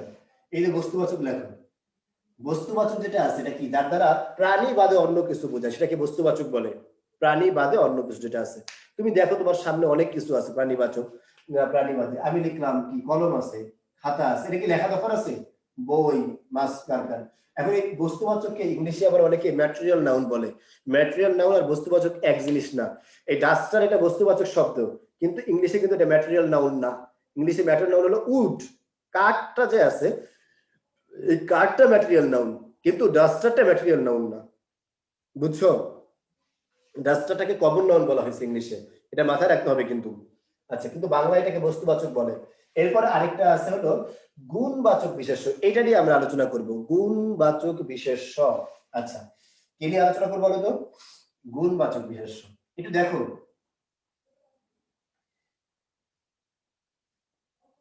সবাই একটু লেখো, গুণবাচক বিশেষ্য মানে গুণের নাম। গুণের নাম, যেহেতু বিশেষ্য তার মানে নাম, তাহলে গুণবাচক বিশেষ্য মানে কি? গুণের নাম। আর এটা আছে ভাববাচক বিশেষ্য। কি বাচক বিশেষ্য বলতো? ভাববাচক বিশেষ্য। এর মানে হলো ক্রিয়ার নাম। কার নাম বলতো? ক্রিয়া না লিখে কাজের নাম লেখো, কাজের নাম। আচ্ছা, সংক্ষেপে কাজের নাম লিখছো, গুণের নাম আর একটা কাজের নাম। আচ্ছা, এই গুণবাচক থেকে আমরা আলোচনায় চলে যাব বিশেষণ পদের আলোচনায়। কোন পদে বলতো? বিশেষণ পদের আলোচনায়। আচ্ছা, এই কথাটা লেখো, আর বাকিটা আমরা মুছে ফেলছি। হ্যাঁ, আচ্ছা, এবার লেখো, দ্রুত লেখো, যে পদ অন্য পদে দোষ, গুণ, অবস্থা, সংখ্যা, পরিমাণ ও পরিমাপ বুঝায়।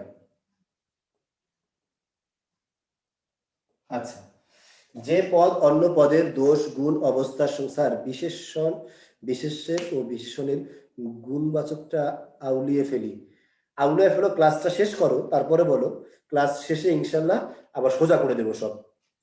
শোয়েব, তুমি ক্লাস শেষে তোমার কাছ থেকে জিজ্ঞেস করবো। শোয়েব, তোমার নামটা আমি লিখে রাখলাম। হ্যাঁ শোয়েব।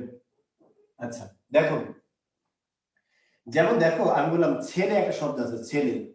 এই ছেলের এখানে কোনো দোষ গুণ কিছু আছে না, কিন্তু ছেলে শব্দটার সাথে আমি যখন লিখবো ছেলে কেমন, খারাপ ছেলে, তখন এই খারাপটা কি ছেলেটার দোষ।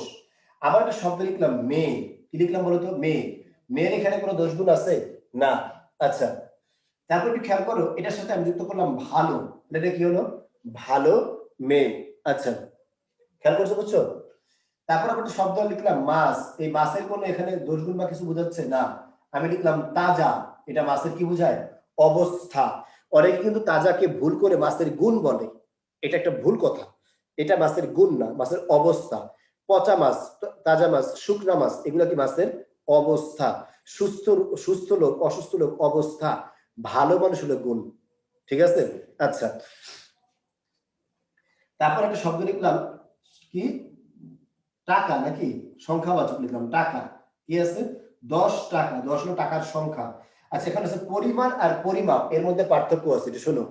পরিমাণ হলো যেটা আমরা ওজন করি, পরিমাণ ওজন করি, আর যেটা হলো পরিমাপ ফিতা দিয়ে মাপি, এটা পরিমাপ। তাহলে আমি বললাম 10 কেজি, কয় কেজি বলতো, 10 কেজি, এটা কেজির পরিমাণ। আর এটা বললাম 10 মিটার, এটা কি হয় বলতো, পরিমাপ, ফিতা দিয়ে মাপে কি মিটার। তাহলে এই যে পদগুলো যে আছে, এই পদগুলো কি পদ বলতো, বিশেষণ পদ। কি পদ বলো, বিশেষণ পদ। কারণ অন্য পদে দোষ গুণ অবস্থা সংখ্যা পরিমাণ এবং পরিমাপ বুঝিয়েছে। সবাই কথাটা কি বুঝতে পেরেছো এটুকু, পারা যাবে? আচ্ছা, এরপরে আরেকটা সংজ্ঞা লেখো সবাই দ্রুত, আরেকটা সংজ্ঞা লেখো। যে পদ অন্য পদের অতিরিক্ত পরিচয় বহন করে, যে পদ অন্য পদের অতিরিক্ত পরিচয় বহন করে তাকে বিশেষণ পদ বলে।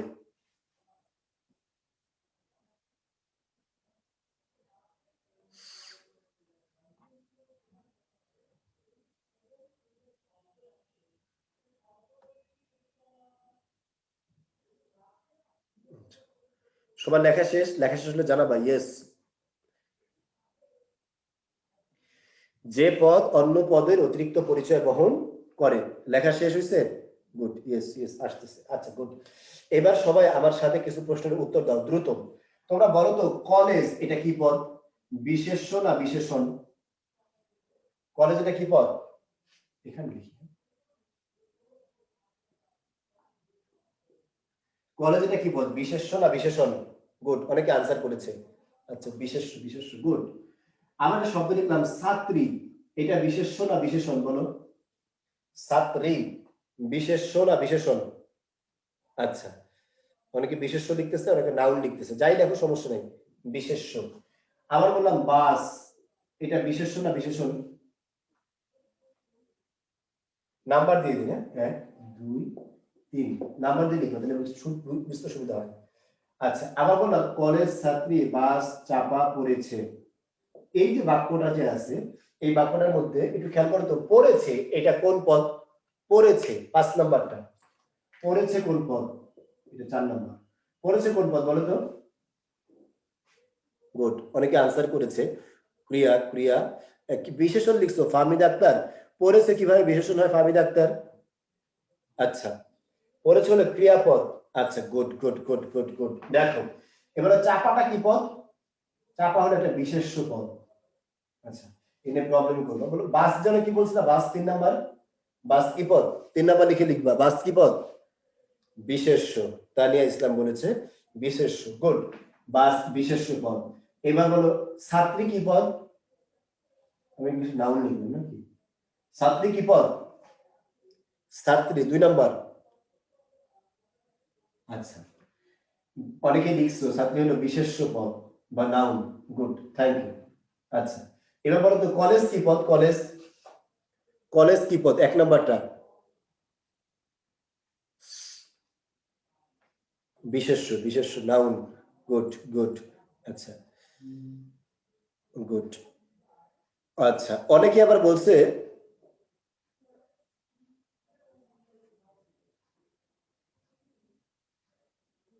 আচ্ছা দেখো, অনেকে এটাকে বিশেষণ বলছে, এটা কিন্তু অবশ্যই অ্যাডজেক্টিভ, বুঝছো? কি বলতো? অ্যাডজেক্টিভ। কারণ কি জানো, একটা নাউনের পূর্বে যে ব্যবহার হয় সে কি হয়? অ্যাডজেক্টিভ। একটা নাউন অ্যাডজেক্টিভ উপরে যে ব্যবহৃত হয় সে হলো অ্যাডভার্ব, আর অ্যাডভার্বের উপরে যে ব্যবহৃত হয় সে হলো আর্টিকেল। সে কি? আর্টিকেল। এছাড়া তুমি আরেকটা বিষয় খেয়াল করো, এখানে দেখো আমি একটা শব্দ বললাম ছাত্রী, শুধু এইটুকু বলছি। এবার বলতো এই ছাত্রী বলতে এইটা এই ছাত্রী বলতে তুমি কোন ছাত্রীকে বুঝবা? নির্দিষ্ট না অনির্দিষ্ট?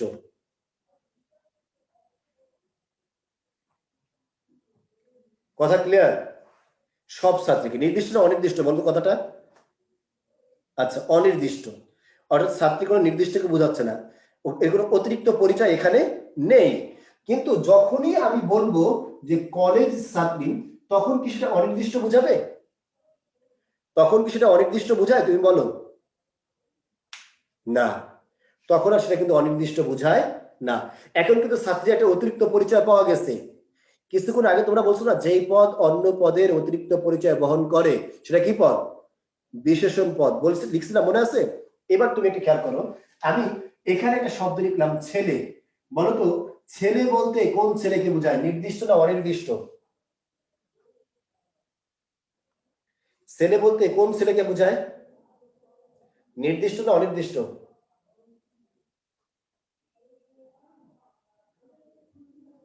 আচ্ছা, অনির্দিষ্ট, মানে কোনো অতিরিক্ত পরিচয় এখানে নাই। কিন্তু যখন আমরা বলবো ভদ্র ছেলে, কি ছেলে বলতো? ভদ্র ছেলে, তখন কি পৃথিবীর যে কোনো ছেলেকে বোঝাবে, নাকি এর একটা নির্দিষ্ট পাওয়া গেছে, পরিচয় পাওয়া গেছে? কথা বুঝতে পেরেছো? এখন কি এটা পরিচয় পাওয়া গেছে? নির্দিষ্ট বোঝায়। অতিরিক্ত পরিচয় পাওয়া গেছে কার মাধ্যমে? ভদ্রের মাধ্যমে। কার মাধ্যমে? ভদ্রের মাধ্যমে। এই ভদ্র একটা কি পদ হবে? বিশেষণ পদ হবে। কি পদ বলতো? বিশেষণ পদ। আচ্ছা, আবার একটু খেয়াল করো, আমি ছেলেরা ভদ্র হলে কেমন ভদ্র হয়? খুব ভদ্র। এবার তুমি বলো, এই খুব, এখন আমরা খুব খুব ভদ্র বলতে কি পৃথিবীর যে কোনো ভদ্র ছেলেকে বুঝাবো? খুব ভদ্র বলতে কি পৃথিবীর যে কোনো ভদ্র ছেলেকে বুঝাবো? না। এখন কোন ছেলেকে বুঝাবো? খুব ভদ্র ছেলেকে। অর্থাৎ খুব এসে এখানে ছেলে শব্দটার আরেকটা অতিরিক্ত পরিচয় বহন করছে। অর্থাৎ এই খুব শব্দটা একটা কি হবে? বিশেষণ হবে। ঠিক আছে? এটা কি হবে? একটা বিশেষণ হবে। কেন? কারণ এটা ভদ্র শব্দটার অতিরিক্ত পরিচয় বহন করছে। এখন খুব ভদ্র ছেলে, একটু ভালো করে খেয়াল করো। আবার আমি লিখলাম বাংলাদেশি খুব ভদ্র ছেলে। এখন দেখো তো, পৃথিবীর যে কোনো খুব ভদ্র ছেলেকে বোঝাবে এখানে? না। এখন কি এই শব্দটার মাধ্যমে কি আরেকটু অতিরিক্ত পরিচয় পাওয়া গেছে? ছেলেটার পাওয়া গেছে? বলো। তাহলে এইটাকে আমরা কি পদ বলবো? বিশেষণ পদ। আশা করি সবাই বুঝতে পেরেছে। ইংলিশে লিখুন, এটা বাংলায় লিখবা শুধু বিশেষণ। ঠিক আছে? সবাই কথা ক্লিয়ার? একদিন জিজ্ঞাসা করো, মিজান জিজ্ঞাসা করতো বাসে চাপা চাপা বিশেষণ নয় কেন? তুমি এই প্রশ্নটা আর করবা না, থাপড়া বোধহয় আমাকে জিজ্ঞেস করি। আমি এটা বলতে চাইছি এখন, যখন এটা বলার তখন এটা আমি বলবো। এখন এটা বললে তুমি কিছু বুঝবা না, গোলায় ফেলবা। আগে এটা শিখে নাও, তারপরে আগামী ক্লাসে শিখাবো এটা। ঠিক আছে? আগামী ক্লাসে তুমি মনে করে দিবা মিজান যে আমি এটা প্রশ্ন করেছিলাম এবং আমি এখন এটা বুঝেছি। ঠিক আছে? সবাই এইটুকু ক্লিয়ার যে বিশেষণ পদ জিনিসটা কি? তাহলে একটু খেয়াল করো, এখানে কলেজ, এটা কি ছাত্রীর অতিরিক্ত পরিচয় বহন করে? তাহলে এই কলেজটা কি পদ হবে? এবার তুমি বলো আমাকে। বিশেষণ পদ, তাই না? সবাই আশা করি বুঝতে পেরেছো কথাটা। এখন তোমাদের আরেকটা প্রবলেম আছে। ঠিক আছে? হ্যাঁ, গুণ বুঝায়, ছেলেটা ভদ্র। আচ্ছা, তোমাদের আরেকটা প্রবলেম কি? শোনো শোনো শোনো শোনো, এদিকে দেখো, এদিকে দেখো। এখন তোমাদের প্রবলেম থাকতে পারে যে ভাই এখানে তো বাস একটা নাউন, এর পূর্বে তো নাউন হয়েছে, এর পূর্বে কেন নাউন হলো? হওয়ার কথা ছিল না এখানে অ্যাডজেক্টিভ? তোমাদের একটা প্রশ্ন থাকতে পারে না? শোনো বিষয়টা, এই বাক্যের সাবজেক্ট হলো কলেজ ছাত্রী। সাবজেক্ট হলো কি? কলেজ ছাত্রী। অর্থাৎ এই যে রুলস বলেছিলাম না যে একটা কিন্তু নাউন যে আছে, নাউনের পূর্বে অ্যাডজেক্টিভ, অ্যাডজেক্টিভের পূর্বে অ্যাডভার্ব, অ্যাডভার্বের পূর্বে আর্টিকেল, এটা পুরোটা হয় সাবজেক্টের মধ্যে হতে হবে অথবা অবজেক্টের মধ্যে হতে হবে। এই পুরোটা দুইটা আলাদা হলে কিন্তু আর এই রুলস ফলো করবে না। যেমন দেখো এখানে সাবজেক্ট এইটুকু, তাই সাবজেক্টের মধ্যে ধরেছি, বাস কিন্তু সাবজেক্টের মধ্যে নাই, বাস সাবজেক্টের মধ্যে নাই, এটা অতিরিক্ত এক্সটেনশনের মধ্যে আছে। তাই এইটার পূর্বের শব্দটাকে অবশ্যই বিশেষণ বলা যাবে না। আশা করি কথাটা বুঝতে পেরেছো। হয় পুরোটা সাবজেক্টের মধ্যে হইতে হবে, এই অংশটুকু চারটা শব্দের সাবজেক্ট হতে হবে, অথবা চারটা শব্দই অবজেক্ট হতে হবে। আশা করি কথাটা ক্লিয়ার। একদম বলছে জি বুঝছি, থ্যাংক ইউ সাদিয়ানুর। আচ্ছা, বাকিরা বুঝতে পেরেছো? আচ্ছা, এবার একটা খেয়াল করবো, তোমার এই আমি এটা দেখাচ্ছি তোমাদের। ষষ্ঠী বিভক্তি কি বলা জানো? র বা এর, র বা এর ষষ্ঠী বিভক্তি, ইংলিশে আমরা এটাকে অ্যাপোস্ট্রফি বলি। ছাত্রী শব্দটা বাসকে বিশেষিত করেনি, ছাত্রী বাসকে বিশেষিত করছে কেন? বাস দ্বারা কি ছাত্রীর কোনো না, ছাত্রী দ্বারা কি বাসের অতিরিক্ত পরিচয় পাওয়া গেছে? বাসের কি পরিচয় পাইছো তুমি? বাসের কোনো পরিচয় পাওয়া যায় না, বাস তো বাসই।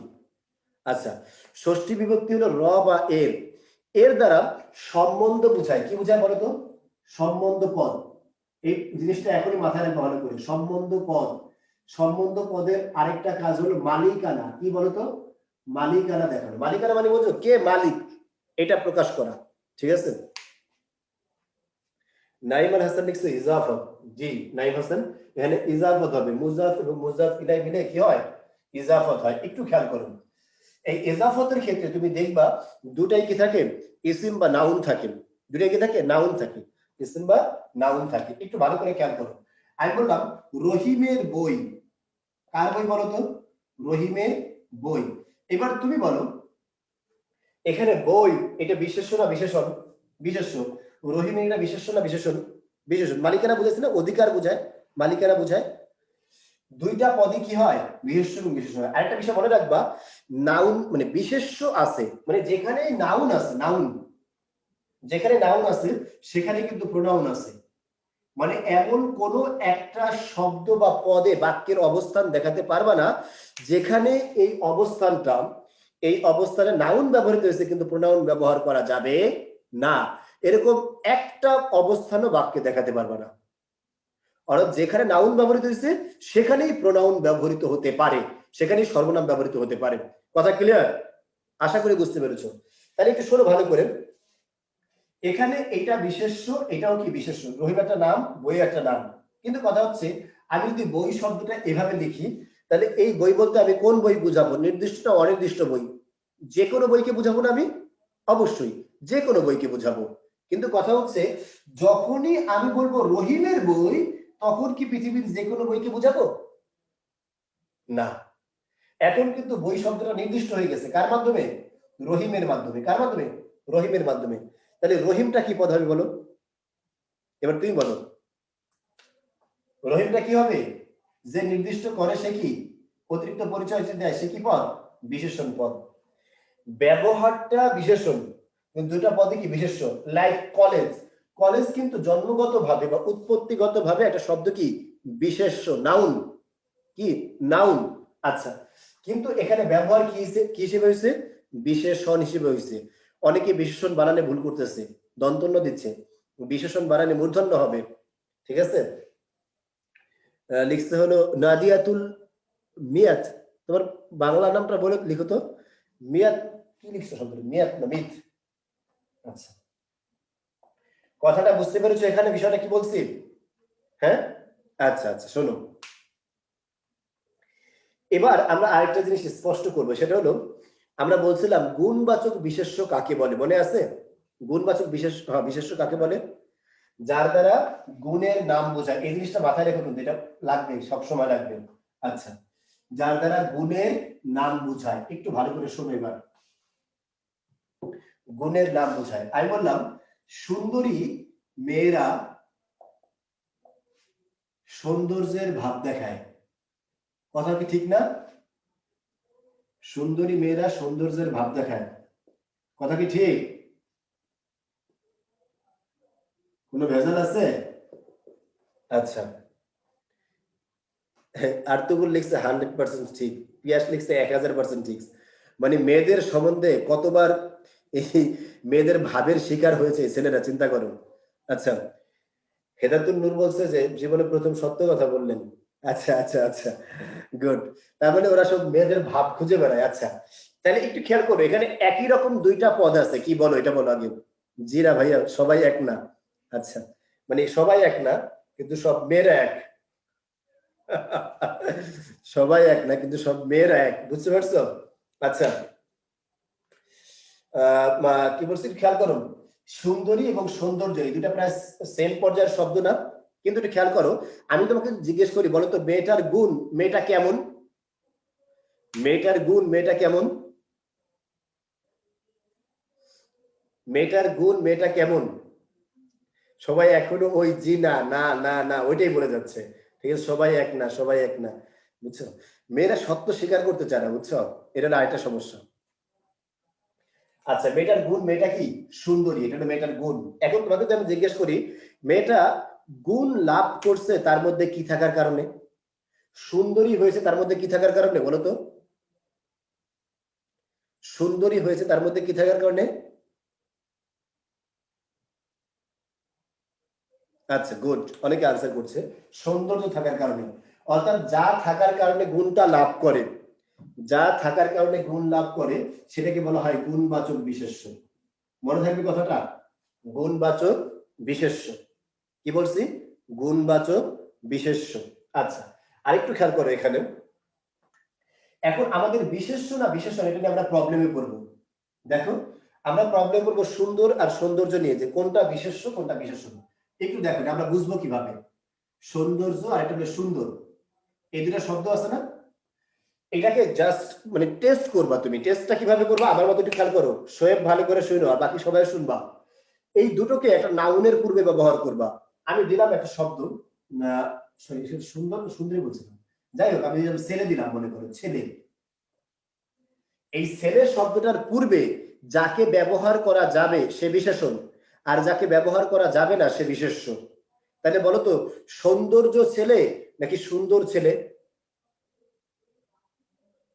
বলো, সৌন্দর্য ছেলে না সুন্দর ছেলে, কোনটা মিলে?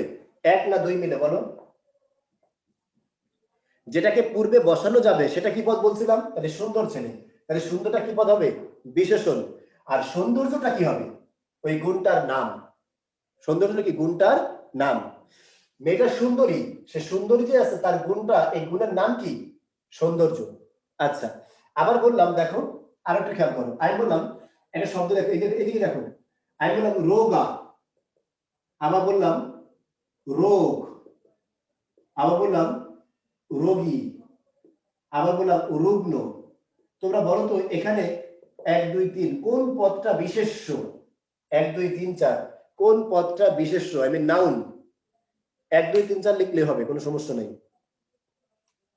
কোন পদটা বিশেষ্য, আই মিন নাউন?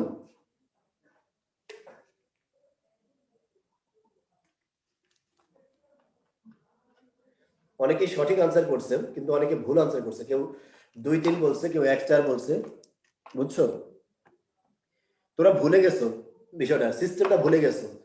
তুমি এই চারটাকে যদি প্রবলেম যেহেতু পড়ছো, এরকম প্রবলেমে যখনই পড়বা তখনই প্রবলেমটা সমাধান করার জন্য এর পরে একটা নাউন ব্যবহার করবা। ঠিক আছে, আমি লিখলাম লোক, একটা শব্দ দিলাম লোক। দেখো তো, যেটাকে ব্যবহার করা যায় সেটা বিশেষ সন বলেছি, আর যেটা ব্যবহার করা যায় না সেটা বিশেষ স বলেছি, নাউন। তাহলে বলো তো, রোগা লোক ব্যবহার করা যায়? রোগা লোক কি ব্যবহার করা যায়? 1 নাম্বার ব্যবহার করা যায়, ব্যবহার করা যাচ্ছে। রোগ লোক, এটা কি ব্যবহার করা যায়? বলো তো ভাই, রোগ লোক। উম্মে হাবিবা বলছে 1 2 কিভাবে হয়, কেউ দেখো, এটা ব্যবহার করা যায় না। উম্মে হাবিবা খেয়াল করো, এখানে দেখো মিলাই আমি, তার বুঝবা। রোগী লোক বা রোগী মানুষ ব্যবহার করা যায় না? যায়। রুগ্ন লোক ব্যবহার করা যায়? যায়। উম্মে হাবিবা, আচ্ছা ইউসুফ বলছে 4 নাম্বার, 4 নাম্বার নাউন কিভাবে হবে এটা? রুগ্ন লোক ব্যবহার করা যায় না? ইউসুফ ব্যবহার করা যায়? রুগ্ন লোক, রুগ্ন মানুষ, রুগ্ন বডি, রুগ্ন দেহ। এখন বুঝতে পারছো? কথা ক্লিয়ার? তাহলে বিশেষ্য মানে নাউন কে? অনলি নাউন কে বলো? নাউন কে? যেটা ব্যবহার করা যায় না সেটা নাউন বলেছিলাম। আরে ভাই, এখানে যেটা এটার পূর্বে ব্যবহার করা যাবে সেটা বিশেষণ, আর যেটা ব্যবহার করা যাবে না সেটা বিশেষ্য। এর চেয়ে সস্তা, এর চেয়ে সহজ কোনো কথা আমার জানা নাই। তুমি দেখো কোনটা ব্যবহার করে কথা বলতে পারো তুমি, ঠিক আছে? অনেকেই বিরক্ত হয়ে লিখতেছে ভাইয়া রোগ রোগ, একজন লিখতেছে ভাই এত সহজ, এরপরে কেন না বুঝার কি আছে? Good, thank you. আচ্ছা দেখো, ঠিক একই রকম ভাবে আমি বললাম তরল খাবারের তারল্য থাকে। দেখো তো এখানে খাবারটার গুণ, খাবারটা কেমন? তরল, ঠিক আছে? সোয়াইব এখন বুঝেছে, সোয়াইব বলছে এটা মজা লাগছে, বুঝছো? সোয়াইব নিজে কমেন্ট করছে যে সোয়াইব এখন বুঝেছে যে এটা কিভাবে করতে হয়। আরো বোঝো, সমস্যা কি? খাদিজা বলছে রোগ, খাদিজা হুমাইরা বলছে রোগ বিশেষ্য। তরল খাবারে তারল্য থাকে, খাবারটার গুণ, খাবারটা কেমন? তরল। আর সেটা তরল হয়েছে তার মধ্যে কি থাকার কারণে? তারল্য। যা থাকার কারণে তরল গুণ লাভ করে সেটাকে কি বলা হয়? গুণবাচক বিশেষ্য। এবার কথা বুঝতে পারছো? সবকিছু তো এরকম নিনজা টেকনিক বলিয়েন ভাই, নিনজা টেকনিক দিয়ে দুনিয়া চলে না। এটা টেকনিক না, এটা ব্যবহারের সিস্টেম, ঠিক আছে? এখানে তারল্য কি হবে? বিশেষ্য। Good, thank you. তাহলে তোমরা কি এটা মিলাও? তরল, আর এটা কি আছে? তরলতা, আবার দিলাম তারল্য।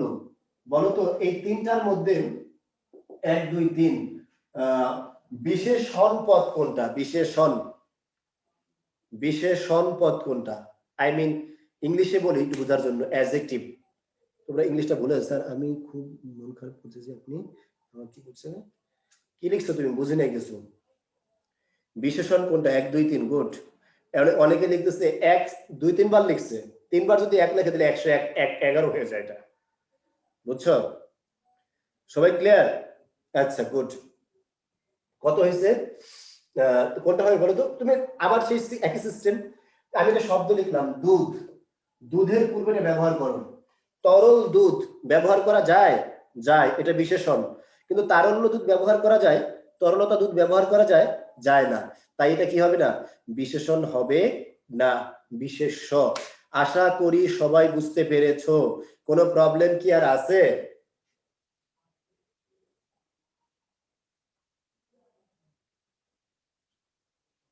কি বলছে? তার দেখে কি বলছো তুমি? বুঝি নাই ভাই। আচ্ছা সবাই বুঝতে পারছো নাকি? Thank you. তাহলে আমরা মূল কথা যে ছিলাম কি হলো? বিশেষ্য, গুণবাচক বিশেষ্য। গুণবাচক বিশেষ্য কথা কি? না ভাইয়া, নুসরাত জাহান নূপুর বলছে না ভাইয়া। কি বুঝছো ভাই? নুসরাত জাহান নুহা কি জানো নূপুর, তুমি কিসের না ভাইয়া বলছো? কোন ব্যাপারে না ভাইয়া তুই জানাবা? বিশেষণ পদ দুই প্রকার, একটার নাম হলো নাম বিশেষণ। একটার নাম কি বলতো? নাম বিশেষণ। আর আরেকটার নাম হলো ভাব বিশেষণ। দ্রুত লেখো। আরেকটার নাম ভাব বিশেষণ। আচ্ছা, নাম বিশেষণের ইংরেজি নাম হলো অ্যাডজেক্টিভ। ইংরেজির নাম কি? অ্যাডজেক্টিভ। আচ্ছা,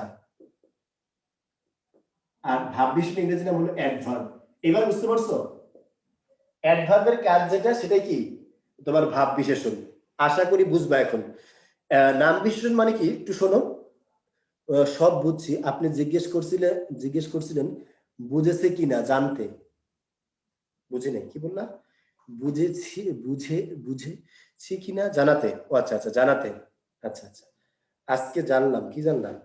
আচ্ছা, এটার নাম হলো অ্যাডজেক্টিভ, এটার নাম কি? অ্যাডভার্ব। নাউন যে আছে, নাউনকে যে মডিফাই করে সে অ্যাডজেক্টিভ। তার মানে নামকে যে মডিফাই করে সে হলো নাম বিশেষণ। আর নাম বাদে অন্য কাউকে যে বিশেষিত করে সেটা নাম কি? ভাব বিশেষণ। ব্যাস, কথা শেষ। আমি বলছিলাম ছেলে, এটা ছেলে বলছিলাম। ছেলে কেমন? ভদ্র ছেলে। তাহলে ভদ্রটা কাকে বিশেষিত করছে বলো তো? ছেলেকে। তাহলে ভদ্রটা কি বিশেষণ হবে বলো? নাম বিশেষণ নাকি ভাব বিশেষণ? দ্রুত জানাও আমাকে।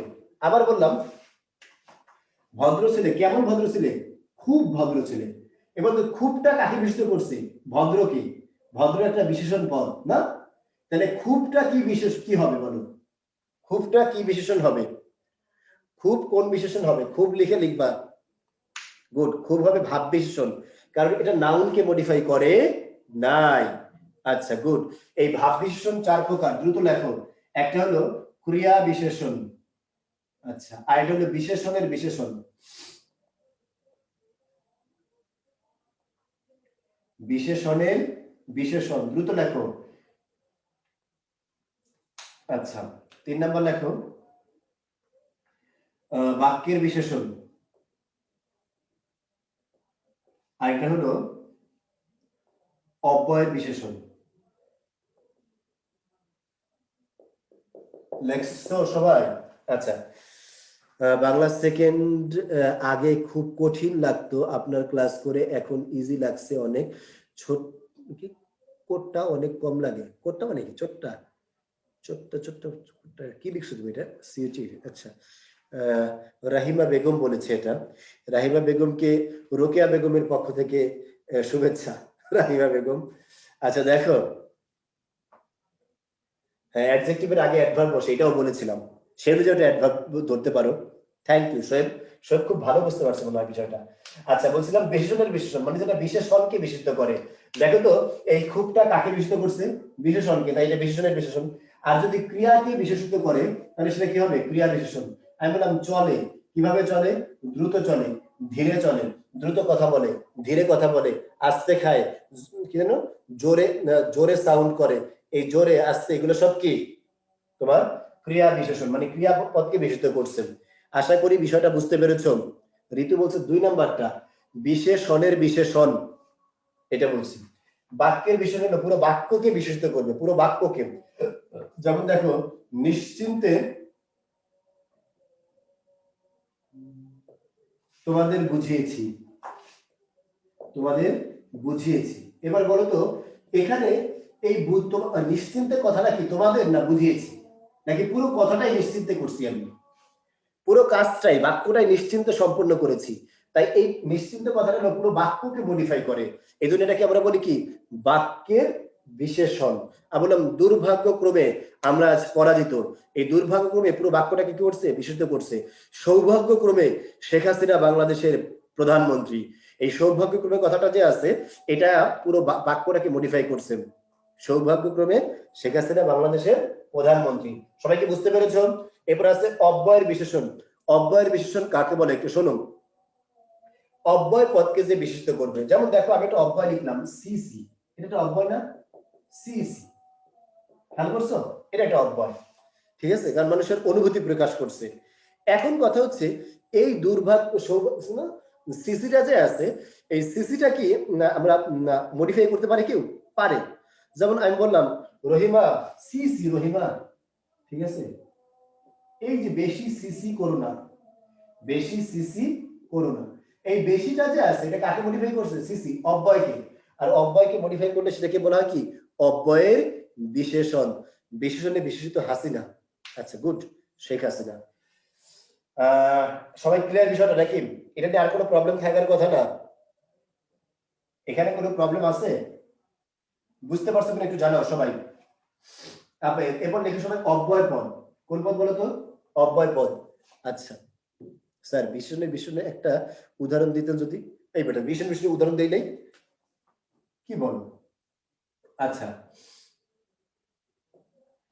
আমি বললাম পচা কথা বলো না, বুঝছো তো? কি তোমাকে বলতেছে পচা কথা বলো না।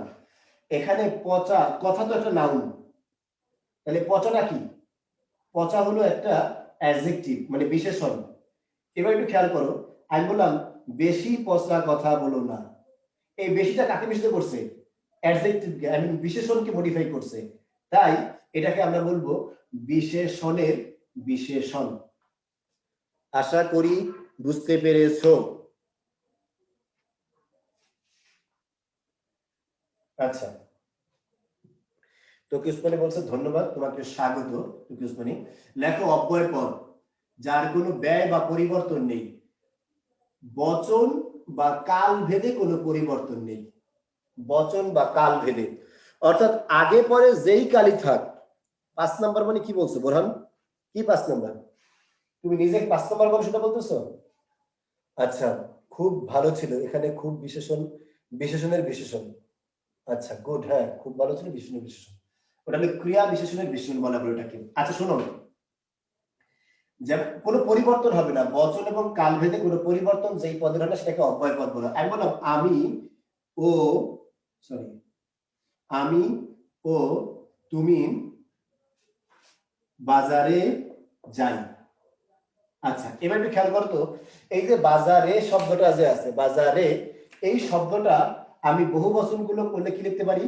বাজারগুলো, তাইলে ভাই আমি এবং তুমি বাজারগুলোতে যাই, বহু বচন লেখা যায়? হাজার হয়ে গেছে, বাজারগুলোতে যাই। কথাটা কি বেশি পচা কথা বলো না, এখানে বেশিটা কি ভাব বিশেষ, ভাব বিশেষণ হিসাবে ধরা যাবে? আরে ছাগল শোয়েব, ভাব বিশেষণ না হলে বিশেষণের বিশেষণ হয় কিভাবে? হাদারাম পোলা, তোমার এখন পাইলে আমি ধরে একটা আচার দিতাম, ছাগলটা। ও আমরা বলতেছি বিশেষণের বিশেষণ, ভাব বিশেষণ না হলে বিশেষণের বিশেষণ হতে পারে? ভাব বিশেষণের প্রকার হলে বিশেষণের বিশেষণ, বুঝছো? আচ্ছা বাজারগুলো, আমি এত ভেঙে ভেঙে বলি কথাগুলো, এত ভেঙে ভেঙে বলি, তারপর যদি না বোঝো আমার রাগ উঠে যায়, কারণ তো আমার কথা অ্যাটেন্টিভ না, অ্যাটেন্টিভ না। আচ্ছা এখানে বলো তো, আমি এটা বহু বচনে কি লেখা যায়? আমরা লেখা যায় কিনা? পরিবর্তন হয় রূপের, আমির রূপের পরিবর্তন হয়, বলো আমার সাথে, হ্যাঁ? আচ্ছা আর তুমি যে আছে, এটা বহু বচন হলে কি হয় বলো তো? তোমরা, পরিবর্তন হয় না? হয়। কিন্তু তাই বলে ও যে আছে, ও কি বহু বচনে কোনো পরিবর্তন হয়?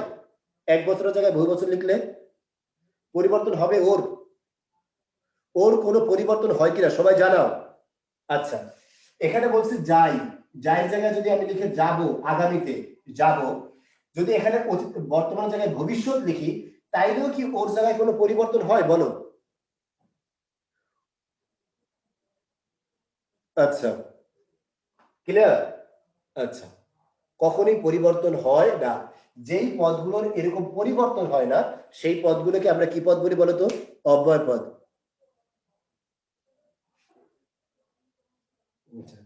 একজন আবার বেশি বলছে, বলছে সোহাগ স্যারের ক্লাস যে বোঝে না সে অবাগা জাতি।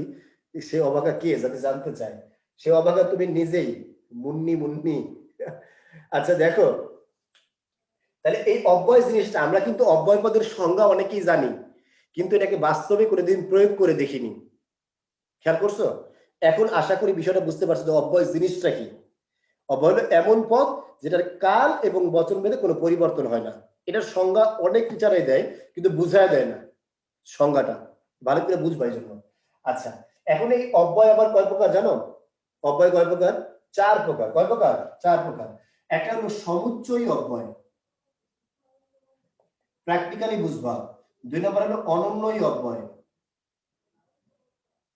3 নম্বর হলো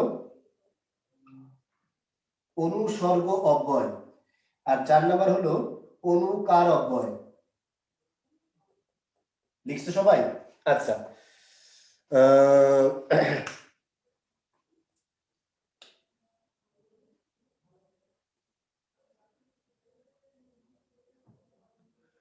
একজন প্রশ্ন করছে ভাইয়া ভোটারবিহীন সরকার, এখানে ভোটারবিহীনটা কোন পদ? এটা হলো চাকরি হারানোর পদ, বুঝছো? তোমার মাইরা একদম শেষ করে ফেলবো, তুই আর বাক্য খুঁজে পাও না। এটা সরকারকে বিশেষিত করছে, ঠিক আছে, সরকারকে ছোট করা হয়েছে এর মাধ্যমে, সুতরাং এই ধরনের কোনো বাক্যের আনসার করা হবে না। ক্লিয়ার? ভাইয়া আপনি মনে হয় ছোটবেলা থেকে বাংলা বেশি পারতেন, একদম ভুয়া কথা, আবার ইন্টারে বাংলা A+ মিস গেছে, বুঝছো? দেখো সমুচ্চয় অব্যয় কাকে বলে? কিছু অব্যয় আছে যেগুলো দুটো বাক্যকে সংযোগ করে, কি করে বলতো? সংযোগ অথবা বিয়োযোগ, সংযোগ করে অথবা কি করে? বিয়োযোগ করে। আচ্ছা অথবা সংকোচন করে, দুটো শব্দকে অথবা দুটো বাক্যকে সংকোচন করে, সেই সমস্ত পদগুলোকে আমরা সমুচ্চয়ী পদ বলি, ঠিক আছে? একটু খেয়াল করো, বলছে এখানে আমি আর কি আছে? তুমি। বলতো আমি আর তুমি কে এই ও আইসা যুক্ত করছে না পৃথক করছে? অবশ্যই কি করছে? যুক্ত করছে। যারা যুক্ত করে তাদেরকে বলা হয় সংযোজক সমুচ্চয়। এবং ও আর এগুলো যুক্ত করে না, এগুলোকে বলা সংযোজক সমুচ্চয়। আবার যদি এখানে ও না দিয়ে আমি দিলাম অথবা, তাহলে এটা কি করবে? পৃথক করবে না? পৃথক মানে কি? বিয়োজক করে। পৃথক মানে কি? বিয়োজক। অথবা, নতুবা, নইলে, ঠিক আছে, তুমি আসো নইলে আমি চলে যাব। এই নইলে কি করছে? বিয়োজক করছে। আচ্ছা, আরেকটা আছে সংকোচন। সংকোচনটা একটু আমরা ভালো করে শুনি। ক্রিয়ার ভাবকে সংকুচিত করবে। ক্রিয়া ঠিক থাকবে কিন্তু ক্রিয়ার ভাবটা যে আছে, মানে অর্থটাকে একটু সংকুচিত করা। কেমন জিনিসটা খেয়াল করো। আমি বললাম ছেলেটি ক্লাসে আসলো,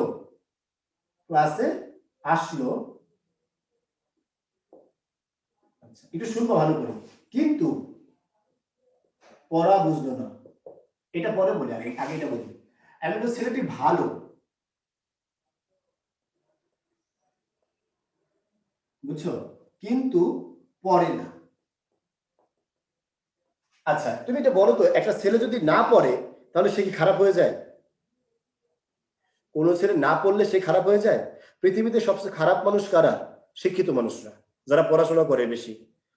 যারা পড়াশোনা করে তারা কি সবচেয়ে খারাপ মানুষ পৃথিবীতে, বুঝছো? সবচেয়ে বড় চোর, বাটপার, শ্বেতচোর, ঠিক আছে, ধান্দাবাজ, দুর্নীতিবাজ, সবচেয়ে বড় দুর্নীতিবাজ কারা? চোররা। এই যে তুমি শিক্ষিত হচ্ছ মানে কি, যত বড় শিক্ষিত হচ্ছ তত বড় চোর হচ্ছ। বুঝে আসছে? আমরাও সেম, ঠিক আছে। এখন তোমাকে আমার মধ্যে যদি নৈতিকতা থেকে থাকে, তাহলে আল্লাহকে ভয় পেয়ে সেই নৈতিকতার উপর ভিত্তি করে নিজেকে হয়তো একটু ভালো রাখতে পারি। আচ্ছা আচ্ছা, একজন আরেকজনকে চোর বলছে, কিন্তু চোরের বানান ভুল লিখছে, নোয়াখাল্লা, বুঝছো?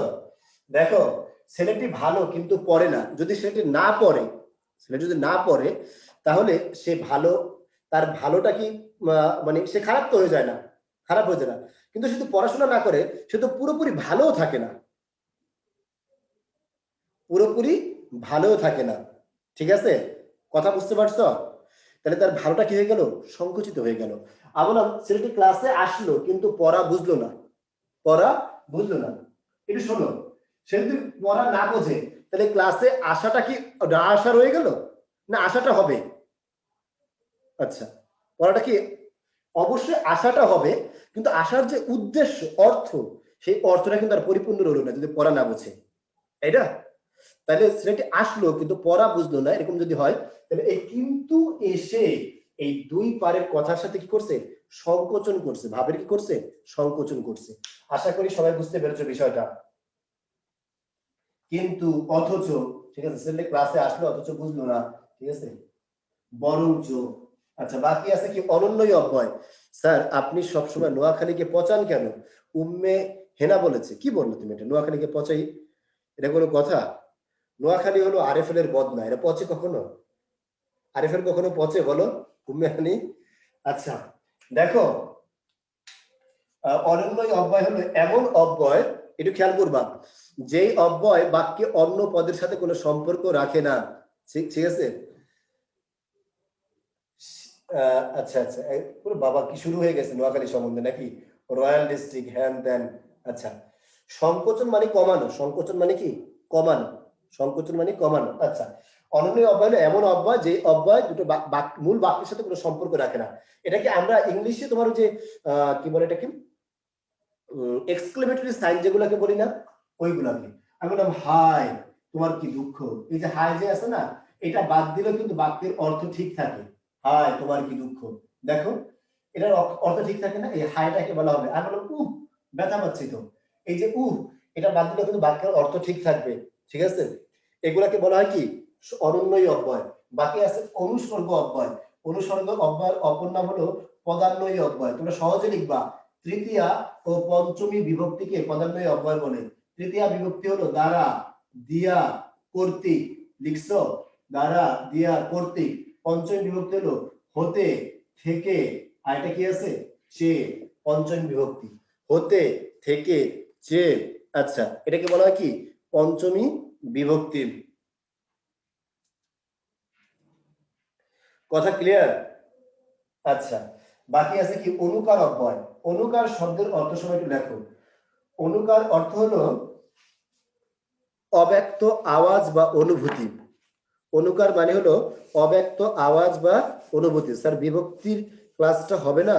আরে মোহাম্মদ, সব ক্লাস হবে, সব। তুমি টেনশন নিচ্ছ কেন? সব ক্লাস হবে, ঠিক আছে? আচ্ছা দেখো,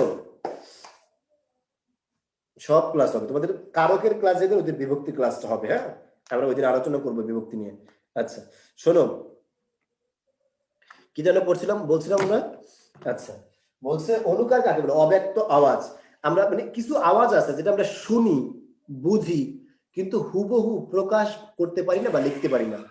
শুনি, বুঝি, কিন্তু হুবহু প্রকাশ করতে পারি না বা লিখতে পারি না, সেগুলোকে বলা হয় কি? অনুকার অব্যয়। যেমন দেখো, কুকুর ডাকে কিভাবে বলো তো? কুকুর ডাকে কিভাবে? তো লেখো, কুকুর ডাকে কিভাবে? গুড, অনেকে লেখা শুরু করে দিচ্ছে। কুকুর ডাকে কিভাবে? খেও খেও, কি বলে? খেও খেও নাকি কুকুর ডাকে? ঘেউ ঘেউ নাকি? Thank you. কুকুর ডাকে ঘেউ ঘেউ, এটা আমরা বলে থাকি নাকি? কিন্তু কথা হচ্ছে, তুমি কি কোনোদিন শুনছো কোনো কুকুর তোমার সামনে বলে ঘেউ ঘেউ ঘেউ, এরকম বলতে শুনছো? না। কুকুর একটা নির্দিষ্ট ডাকে ডাকে, ওটাকে প্রকাশ করি আমরা ঘেউ নামে, বুঝছো?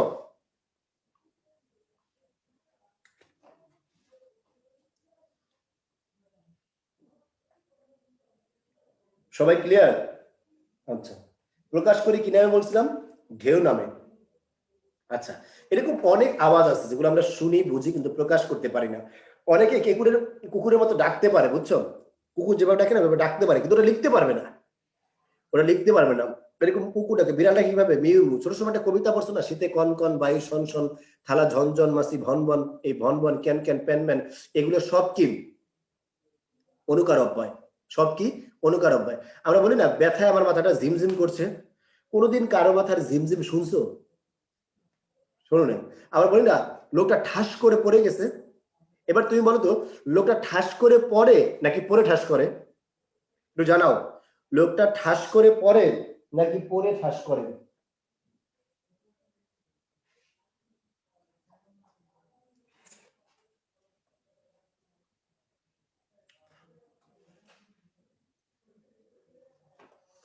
অনেকে লিখছে যে পরে ঠাস করে। অনেকে আগে ঠাস করে তারপরে পরে। এটা ভুয়া কথা। পৃথিবীতে কোনো লোকই পড়ার আগেও ঠাস করে না আর পরেও ঠাস করে না। তুমি কোনোদিন শুনছো একটা লোক পড়ে যাওয়ার পরে যায় বলছে ভাই আমি পড়ে গেলাম ঠাস করে? শুনছো? সে আগেও ঠাস করে না, পরেও ঠাস করে না। এটা তার অনুভূতি। সে পড়লে সর্বোচ্চ বলতে পারে মাগো কিসি, এইটা বলতে পারে, এর বেশি কিছু বলতে পারে না, বুঝছো? আচ্ছা, কেউ খাবে তো কেউ খাবে না তা হবে না, তোমার জন্য রেখে দিলাম। হ্যাঁ, এই তোমার জন্য এটা বরাদ্দ, যে বলছে আরমান।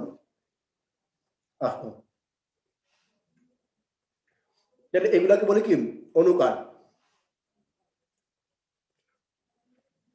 একটা বিষয় মনে রাখতে হবে, অনুকার গুলো কয়বার ব্যবহৃত হয়?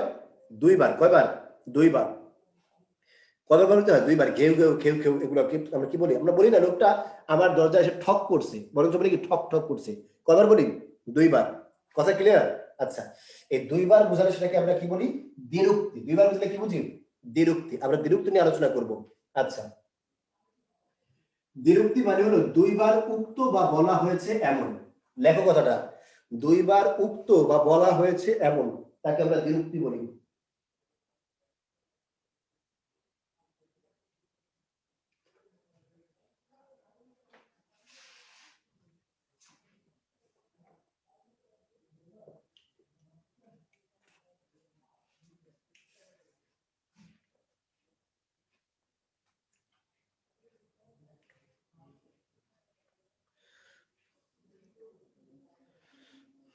আচ্ছা, সবাই লেখা শেষ? আচ্ছা, আমরা অনেক সময় এটা কেন ব্যবহার, অনেক সময় দ্বিরুক্তি দ্বারা আমরা বেশি বুঝাই, আবার কখনো দ্বিরুক্তি মানে দুইবার ব্যবহার করে কম বুঝাই। যেমন দেখো, আমি একটা শব্দ লিখলাম পাকা আম, এই একটা শব্দ আছে। আবার একটা শব্দ লিখলাম পাকা পাকা আম। বলতো এখানে পাকা আম বলতে আমের সংখ্যা বেশি বুঝি, না পাকা পাকা আম বলতে আমের সংখ্যা বেশি বুঝি?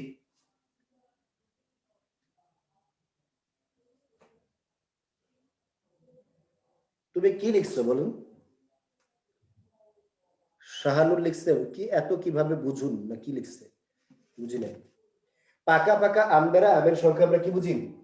বেশি বুঝায়, অর্থাৎ একবার ব্যবহার করলে যা বুঝায় দুইবার ব্যবহার করলে তার চেয়ে বেশি বুঝায়। ঠিক একই রকম বলো, আমি বললাম আমার শীত লাগছে, আমার শীত লাগছে, ঠিক আছে, আবার বললাম আমার শীত শীত লাগছে। বলো তো এখানে কোনটায় শীত বেশি বুঝায়?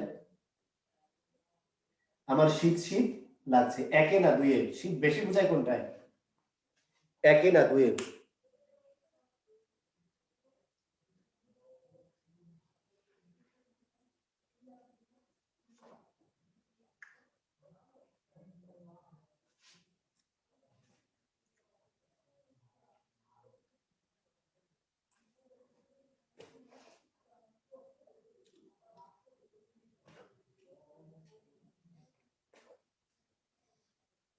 গুড।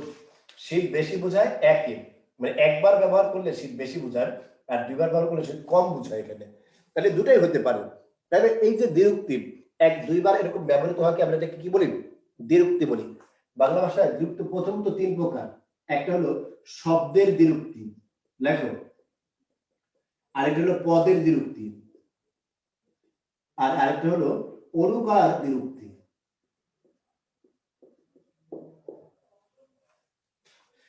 তাহলে আমাদেরকে প্রথমে জানতে হবে শব্দ আর পদের মধ্যে পার্থক্য কি। কিছুক্ষণ আগে বলেছিলাম শব্দ আর পদের মধ্যে পার্থক্য কি, বলো তো?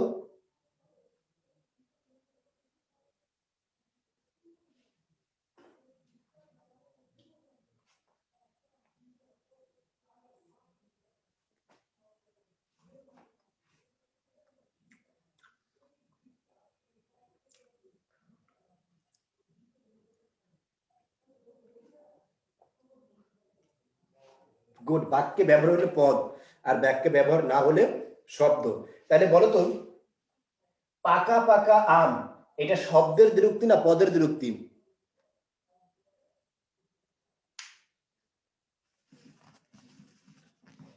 পাকা পাকা আম শব্দের দ্বিরুক্তি না পদের দ্বিরুক্তি? দ্রুত বলো। গুড, অনেকে আনসার করছেন পদের দ্বিরুক্তি, পদের দ্বিরুক্তি। Good, thank you. কিন্তু তোমরা এত সুন্দর করে ভুল করতে পারো, এটা হলো সবচেয়ে বড় বিষয়, বুঝছো? আচ্ছা, এটা শব্দে পদের দ্বিরুক্তি কেন হবে? এটা কি বাক্য?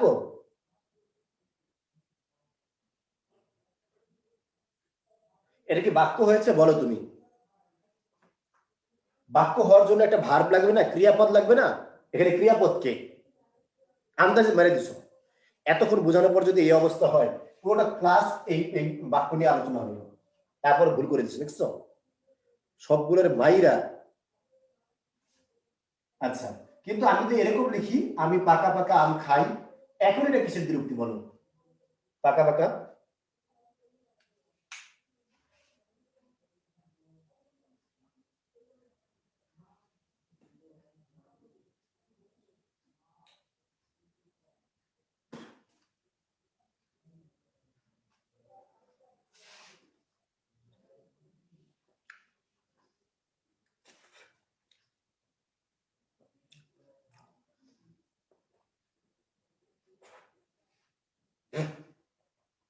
এখন এটা সব পদের বিরক্তি, কারণ কি বলতো? কারণ এখন এখানে বাক্য হয়েছে। আর শীত শীত লাগছে, এটা কিসের বিরক্তি হবে? এটাও পদের বিরক্তি, কারণ এখানে একটা ক্রিয়াপদ আছে। কথাটা বুঝতে পারছো? আগের শব্দের ছিল, এখন পদের। গুড, থ্যাংক ইউ সবাই বোঝার জন্য, থ্যাংক ইউ থ্যাংক ইউ। সবাই বুঝতে পারছো নাকি? তাহলে অনুকার বিরক্তি তো আমরা কিছুদিন আগে বললাম যে ঘেউ ঘেউ, খেউ খেউ, ভ্যান ভ্যান, ক্যান ক্যান, ভন ভন, এই সবগুলো কি অনুকার বিরক্তি। আচ্ছা, এরপরে আরো দুইটা আছে, সেগুলো নিয়ে একটু আলোচনা করব, তারপরে তোমাদেরকে একটু লাইভে নেব।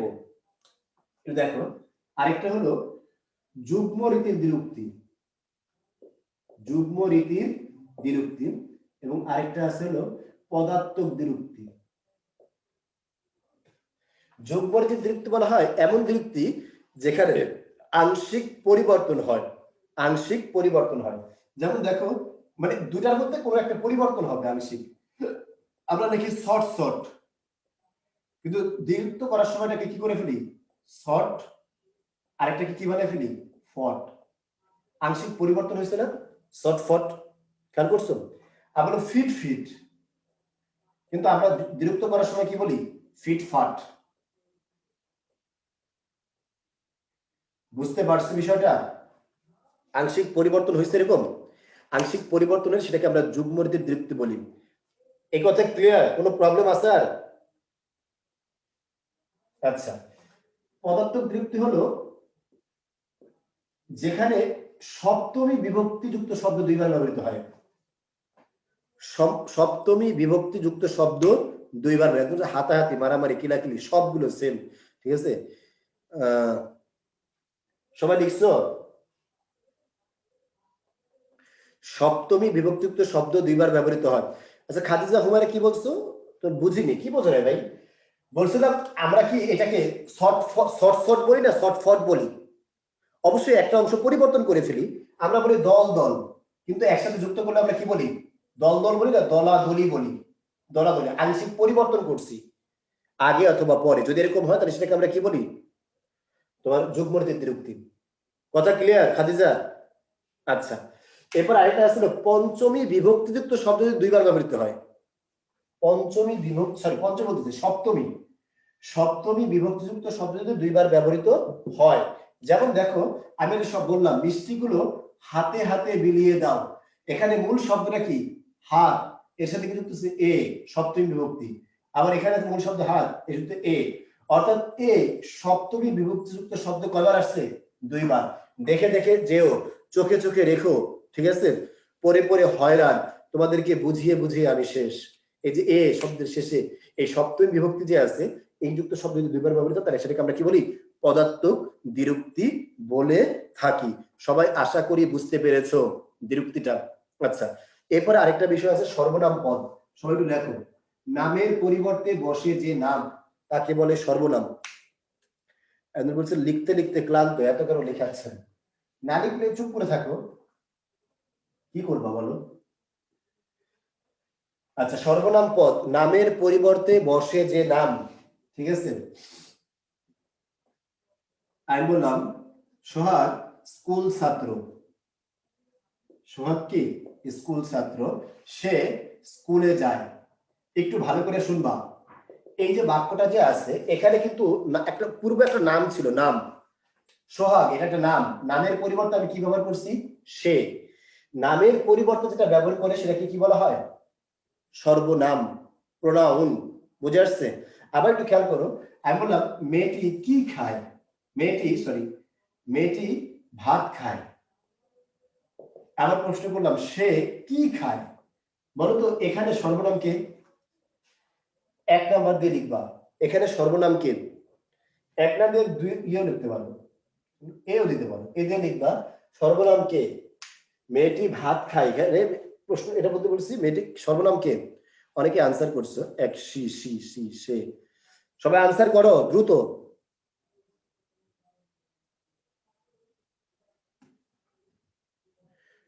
দ্রুত আনসার করো, গুড।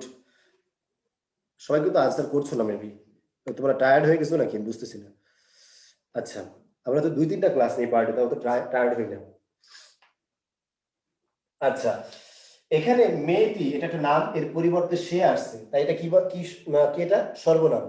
কিন্তু একটু খেয়াল করতো এখানে কি যাও কি এটা নামের পরিবর্তে আসছে না? ভাত একটা নাম না, নামের পরিবর্তে আসছে, তাহলে কি একটা কি হবে? সর্বনাম। এটাও একটা সর্বনাম। বুঝতে পেরেছো? আমি বললাম না ফ্যানটা ভালো ঘোরে কিন্তু ওটায় বাতাস হয় না, এখানে সর্বনাম কি হবে? ওটা, এই, ওই, এগুলো সর্বনাম পদ হতে পারে। আশা করি সবাই বুঝতে পেরেছো। এবার কারা কারা কারা হ্যান্ড রেজ করছো তারা একটু দেখি, তাদের সাথে একটু কথা বলা হবে।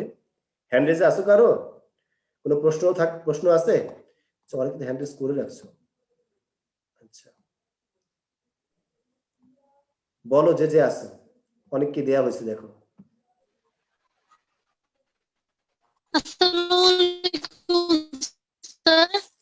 ওয়ালাইকুম আসসালাম, তুমি প্রশ্ন করো তোমার নেই? আসসালামু আলাইকুম।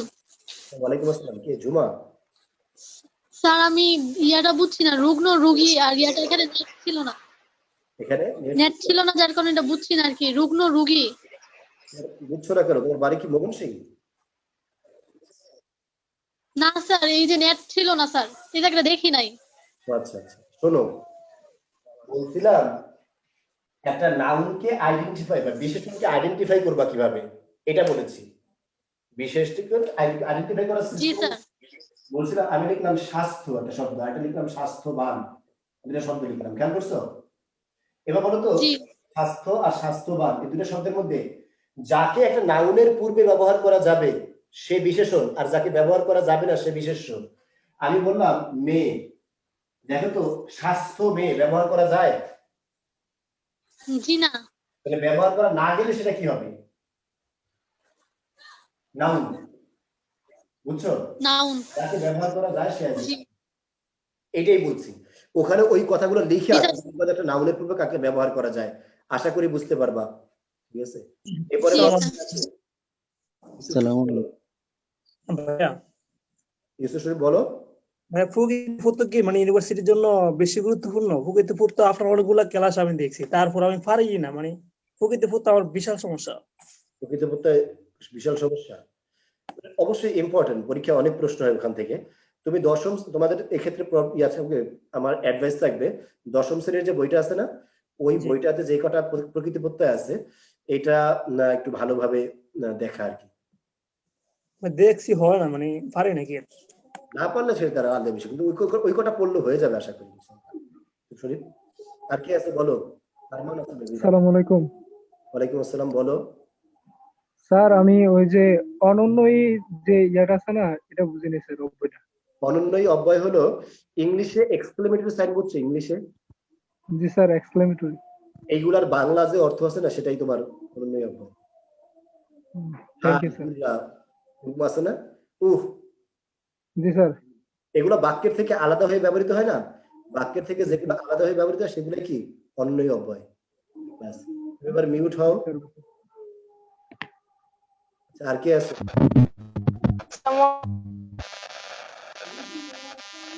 কথা বলো খাদিজা। ভাইয়া দীর্ঘটা এটা বুঝিনি, একটু আরেকবার একটু বুঝে দিলে ভালো। বিরক্তিটা কোথায়? আচ্ছা প্রথমে বুঝিনি। নেটে প্রবলেম করছে, শোনো আমি বলতেছি। স্যার ভাব বিষয়টা একটু বুঝিয়ে দিবেন, ওই সময় বাবা ফোন দিয়েছিল নাকি, নাইমার ইসলাম, তুমি একটু ক্লাসটা একটু দেখো, আশা করি বুঝতে পারবে। ভাব বিশেষ মানে ইংলিশের অ্যাডভার্বটা আছে না নাইম, অ্যাডভার্ব, ইংলিশের অ্যাডভার্বের যা যা জায়গা আছে, অ্যাডভার্ব কোন কাকে বলে, এটাই ভাব বিশেষণ। এবার তুমি অ্যাডভার্বটা ভালো করে একটু বুঝো, ঠিক আছে? স্যার ভাতের কি টা, ভাতের কি টা কি হবে, বুঝি নাই। আচ্ছা, আর কে আছো? জাহিদ আছে, জাহিদ বলো। স্যার সে কি খায়, এখানে কি কিভাবে সর্বনাম? সে কি খায়, এই কিটা কার পরিবর্তে আসছে? কি ভাত, ভাতের পরিবর্তে বলো, ভাত কি একটা নাম? ভাত নাউন। ভাত নাম না? হ্যাঁ হ্যাঁ, তো নামের পরিবর্তে যেটা আসে সেটা কি বলা হয়? ঠিক আছে স্যার, সর্বনাম। একে বলে প্রশ্নবোধক সর্বনাম। সর্বনাম পদ নিয়ে আমরা আগামী ক্লাসে আরো আলোচনা করবো, হ্যাঁ? জি স্যার। আলোচনা করবো। আর কে আছো বলো। আচ্ছা, হুমারের জন্য কি প্রশ্ন করছিলাম মনে নেই তো, এটা ও বলছিল কি জানো? হ্যাঁ বলো, বোরহান আছো? আসসালামু আলাইকুম ভাইয়া। হ্যাঁ শাহিদ বলো। ভাইয়া আমার সমস্যা হচ্ছে পদের দ্বিরুক্তি এবং পদার্থক দ্বিরুক্তির ক্ষেত্রে। যেমন চোখে চোখে দেখো, এখানে তো এটা তো ক্রিয়া আছে, আবার দেখো, তবুও তো এখানে সপ্তমী বিভক্তির কারণে পদার্থক দ্বিরুক্তি হয়েছে। তো অপশনে যদি পদের এবং পদার্থক দ্বিরুক্তি থাকে তাহলে আমরা ক্রিয়া দেখে কি পদের দ্বিরুক্তি দিতে পারবো? না, পদার্থক বিরক্তি দিবে, কারণ পদার্থক হবে। সপ্তম বিভক্তি যুক্ত হয়ে গেলে সেটা পদার্থক বিরক্তি হয়ে যায়। বুঝছি। থ্যাংক ইউ, সুন্দর একটা প্রশ্ন করছো। বোরহান বলো। বোরহান লাইনেও জানেও না মনে হয়। আচ্ছা, আর কেউ আছো? স্যার কি এবং কি এর মধ্যে পার্থক্য কি? আগামী ক্লাসে প্রশ্ন করে, এটা সর্বনাম তো বলছি, সর্বনাম নিয়ে সব আলোচনা আগামী ক্লাসে করবো। আজকে এমনিতেই বিশেষ্য বিশেষণ এবং অব্যয় নিয়ে আলোচনা করছি, এটা ভালো করে ক্লিয়ার করো। আগামী ক্লাসে সর্বনাম নিয়ে আমরা আলোচনা করবো, হ্যাঁ? আচ্ছা বলো, আর কে আছো?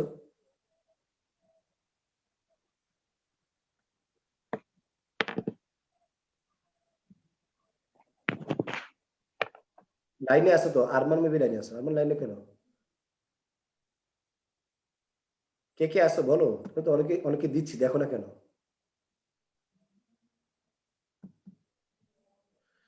আচ্ছা, আর কেউ নাই মেবি নাকি? শেষ করা যায় তাহলে আজকে ইনশাল্লাহ। তো সবাই ভালো থেকো। আল্লাহ হাফেজ, দেখা হবে ইনশাল্লাহ। আর আগামী ক্লাসে আমরা সর্বনাম পদটা পুরোটা শেষ করবো ইনশাল্লাহ, টেনশন নেই। আজকে শুধু দেখালাম সর্বনাম পদ কি, আগামী ক্লাসে পূর্ণাঙ্গ আলোচনা হবে। আসসালামু আলাইকুম, সবাই আমার জন্য দোয়া করবা, আমিও তোমাদের জন্য দোয়া করি।